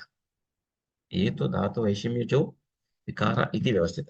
ಧಾತು ವೈಷಮ್ಯಕ್ಕೆ ವಿಕಾರ ಅಂತ ಯಾರು ಹೇಳ್ತಾ ಇದ್ದಾರೆ ಅವ್ರಿಗೂ ಅಜನಿತ ವ್ಯಪದೇಶ್ಯ ವಿಕಾರಂ, ವಿಶೇಷವಾದಂತಹ ಲಕ್ಷಣ ಹೊಂದಿರುವಂತಹ ವಿಕಾರಗಳನ್ನ ಧಾತು ವೈಷಮ್ಯಂ ರಾತ್ರಿ ದಿನ ವ್ಯವಸ್ಥಿತ ಧಾತು ವೈಷಮ್ಯತ್ ಅಲ್ಪತ್ವೇನ, ವಿಕಾರ ಅಂತ ಗುರುತಿಸ್ಕೊಳ್ಳುವಂತಹ ಧಾತು ವೈಷಮ್ಯ ಅಥವಾ ರಾತ್ರಿ ದಿನಾದಿ ವ್ಯವಸ್ಥಾದಿಗಿಂತ ಉಳಿತಾಗಿರುವಂತಹ ಅಲ್ಪರೂಪವಾಗಿರುವಂತಹ ಅದಕ್ಕೆ ವಿಕಾರ ವ್ಯಪದೇಶ ಅನ್ನೋದಕ್ಕಿಂತ ಅದಕ್ಕೆ ಧಾತು ಸಾಮ್ಯ ಅಂತ ಆ ಗ್ರೂಪಲ್ಲಿ ಹಾಕೊಳ್ತಾರೆ. ಪ್ರಕ್ಷಿಪತಿ ಅದನ್ನ ಧಾತು ಸಾಮ್ಯ ಅಂತಾನೆ ಕರೆದುಕೊಳ್ತಾರೆ. ಹಾಗೆ ತಿಲಕಾಲಕ ಮಶಕ ಪ್ರಭೃತೀನಾಂತು ದಾಸ್ಯತು ವೈಷಮ್ಯ ಜತ್ವೇನ ಹಿ ಚರಕೆ ರೋಗತ್ವಂ ಸುವ್ಯಕ್ತಮೇವ. ಒಂದು ಎಕ್ಸಾಂಪಲ್, ಇದಕ್ಕೊಂದು ದೃಷ್ಟಿಕೋನ ಕೊಡ್ತಾರೆ. ಈಗ ತಿಲಕಾಲಕ ಮಶಕ ಅನ್ನುವುದು ಅಲ್ಲಿ ಉದ್ವೇಜನ ಇರೋದಿಲ್ಲ, ಬಟ್ ವೈಷಮ್ಯತ್ವ ಇದ್ದೇ ಇರ್ತದೆ. ಹಾಗಾದ್ರೆ ಅದಕ್ಕೆ ರೋಗ ಸಂಜ್ಞೆ ಇದೆಯಾ ಇಲ್ವಾ? ಚರಕನ್ ಪ್ರಕಾರ ಅದಕ್ಕೆ ರೋಗ ಸಂಜ್ಞೆ ಇದ್ದೇ ಇದೆ. ಹಾಗಾದ್ರೆ ಅವುಗಳು ರೋಗ ಆಗ್ತವೆ, ವಿದ್ವೇಷಣ ಇಲ್ಲದಿದ್ರು ರೋಗ ಆಗ್ತವೆ. ಹಾಗಾದ್ರೆ ನಾವು ರೋಗ ಅಂತ ಯಾವ್ದನ್ನ ಕರಿಬೇಕಾಗ್ತದೆ? ದುಃಖ ಹೇತುತ್ವಂ ಚ ತೇಷಾಂ ಜ್ಞಾತಾನಂ ಮನೋ ದುಃಖ ಕರ್ತೃತ್ವಂ. ಹಾಗಾದ್ರೆ ತಿಲಕಾಲಕ ಮಶಕಾದಿಗಳು ಶಾರೀರಿಕವಾದ ತೊಂದರೆ ಕೊಡದೇ ಇದ್ರು ಕೂಡ ಅವುಗಳಲ್ಲೂ ದುಃಖ ಯಾಕಾಗುತ್ತೆ? ಯಾಕೆಂದ್ರೆ ಜ್ಞಾತಾನಂ ಮನೋ ದುಃಖ ಕರ್ತೃತ್ವ. ಅವುಗಳಲ್ಲೂ ಕೂಡ ಮಾನಸಿಕವಾಗಿ ಏನೋ ಒಂದು ವಿಕೃತಿ ಇದೆ ಅಂತ ಅನ್ಸುತ್ತೆ, ಮಾನಸಿಕವಾಗಿ ಇನ್ನೊಂದ್ ಕಡೆ ನೋವು ಉಂಟಾಗುತ್ತೆ ಅನ್ನೋ ಅರ್ಥದಲ್ಲಿ ಅವುಗಳಿಗೂ ಕೂಡ ದುಃಖ ಸಂಜ್ಞೆ ರೋಗ ಸಂಜ್ಞೆಯನ್ನ ಕೊಟ್ಟಿದ್ದಾನೆ. ಸೊ ಇವತ್ತೇ ಹೇಳ್ಬೇಕಾದ ಅರ್ಥ ಅಂತ ಹೇಳಿದ್ರೆ, ಧಾತು ವೈಷಮ್ಯ ಅನ್ನುವಂಥದ್ದು ವಿಕಾರ, ಧಾತು ಸಾಮ್ಯ ತರ್ಕ. ಹಾಗಾದ್ರೆ ಎಲ್ಲಾ ಧಾತು ವೈಷಮ್ಯಗಳ ವಿಕಾರಗಳ ಅಲ್ಲ, ಉದ್ವೇಜಕ ದೋಷ ಇಲ್ಲದೆ ಇದ್ದಾಗ ಅದನ್ನ ವಿಕಾರ ಅಂತ ಕರೀತಾರೆ. ಧಾತು ವೈಷಮ್ಯತ್ವ ಹೌದು, ಖಂಡಿತವಾಗ್ಲೂ ಇರ್ತದೆ. ಯಾವಾಗ ಧಾತು ವೈಷಮ್ಯ ಇದೆ, ಸುಖವನ್ನು ಹಾಳು ಮಾಡ್ತಾ ಇದ್ರು ಅಲ್ಲಿ ಆ ಮಟ್ಟಿಗೆ ಅದನ್ನ ಆರೋಗ್ಯ, ಯಾಕಂದ್ರೆ ದಿನನಿತ್ಯ ಏನು ತಡೀತಾ ಅದು ಕೂಡ ಸುಖವನ್ನೇನಂತ ತೊಂದರೆ ಕೊಡ್ತಿರೋದ್ರಿಂದ ಅದನ್ನ ಅನಾರೋಗ್ಯ ಅಂತ ಹೇಳಲಿಕ್ಕೆ ಆಗುದಿಲ್ಲ. ಇದನ್ನೇ ಹೇಗಂತಂದ್ರೆ ದೋಷಗಳು ಅಂತಂದ್ರೆ ಒಂದು ನಾವು ಏನಂತ ಗುರುತಿಸ್ಬೇಕು, ಬದಲಾವಣೆಗಳು ಅಂತ ಗುರುತಿಸ್ಬೇಕು. ಈ ಬದಲಾವಣೆ ಅನ್ನುವಂಥದ್ದು ಎರಡು ರೀತಿ ಇದೆ. ಪ್ರಾಕೃತಿಕವಾಗಿರುವುದು, ವೈಕಾರಿಕ. ಆಯಾ ಕಾಲಗಳಿಗೆ ಆಯಾ ಸಮಯಕ್ಕೆ ಸಕ್ಕನಾಗಿ ಸರಿಯಾದ ಪ್ರಮಾಣದಲ್ಲಿ ಆಗುವಂತಹ ಏನ್ ಏರಿಳಿತ ಇದೆ ಅವುಗಳು ಸುಖವನ್ನೇನು ಅಷ್ಟು ಹಾಳು ಮಾಡೋದಿಲ್ಲ ಅನ್ನೋ ಕಾರಣದಿಂದ ಅವು ಆರೋಗ್ಯ ಸ್ಥಿತಿನೇ ಅಂತ ಆಗ್ತವೆ. ಇದು ಆ ದಿನಾರುಚಿಗಳಿಗೆ ಬಿಟ್ಟು ಅಥವಾ ಅವುಗಳಲ್ಲೂ ಕೂಡ ಪ್ರಮಾಣವನ್ನು ಹೆಚ್ಚು ಕಮ್ಮಿ ಆಗಿ ಆಗುವಂತ ಏನ್ ವ್ಯತ್ಯಾಸ ಇದೆ ಅವು ಖಂಡಿತವಾಗ್ಲೂ ದುಃಖ ಉಂಟು ಮಾಡ್ತವೆ. ಅವುಗಳಿಗೆ ವಿಕಾರ ಸಂಜ್ಞೆ ಅನ್ನುವಂಥದ್ದು ಬರುತ್ತೆ, ಅವು ದುಃಖವನ್ನು ಖಂಡಿತ ಉಂಟು ಮಾಡ್ತವೆ ಅನ್ನುವಂತಹ ಅರ್ಥದಲ್ಲಿ ವಿಕಾರ ಧಾತು ವೈಷಮ್ಯ ಹಾಗೂ ಪ್ರಕೃತಿ ಅನ್ನುವಂತಹ ಈ ಪ್ರಸ್ತುತ ಶ್ಲೋಕವನ್ನ ವಿವರಣೆ ಮಾಡಲಾಗಿದೆ. ಮುಂದಿನ ಮುಂದಿನ ಶ್ಲೋಕಗಳನ್ನ ಮುಂದಿನ ಅಧ್ಯಾಯದಲ್ಲಿ ಮುಂದುವರಿಸಬಹುದು. ಸೊ ಇಂದಿನ ಪಠಣವನ್ನ ರಾಗಾದಿರೋಗ ಶ್ಲೋಕ ಸಾಲಿಗೆ ಮುಗಿಸೋಣ. ರಾಗಾದಿರೋಗಾನ್ ಸತತಾನುಶಕ್ತಾನ್ ಅಶೇಷಕಾಯ ಪ್ರಸತಾನಶೇಷಾನ್ ಔತ್ಸುಕ್ಯ ಮೋಹ ರತಿಧಾಂಜಘಾನ ಯು ಪೂರ್ವ ವೈದ್ಯಾಯ ನಮೋಸ್ತು ತಸ್ಮೈ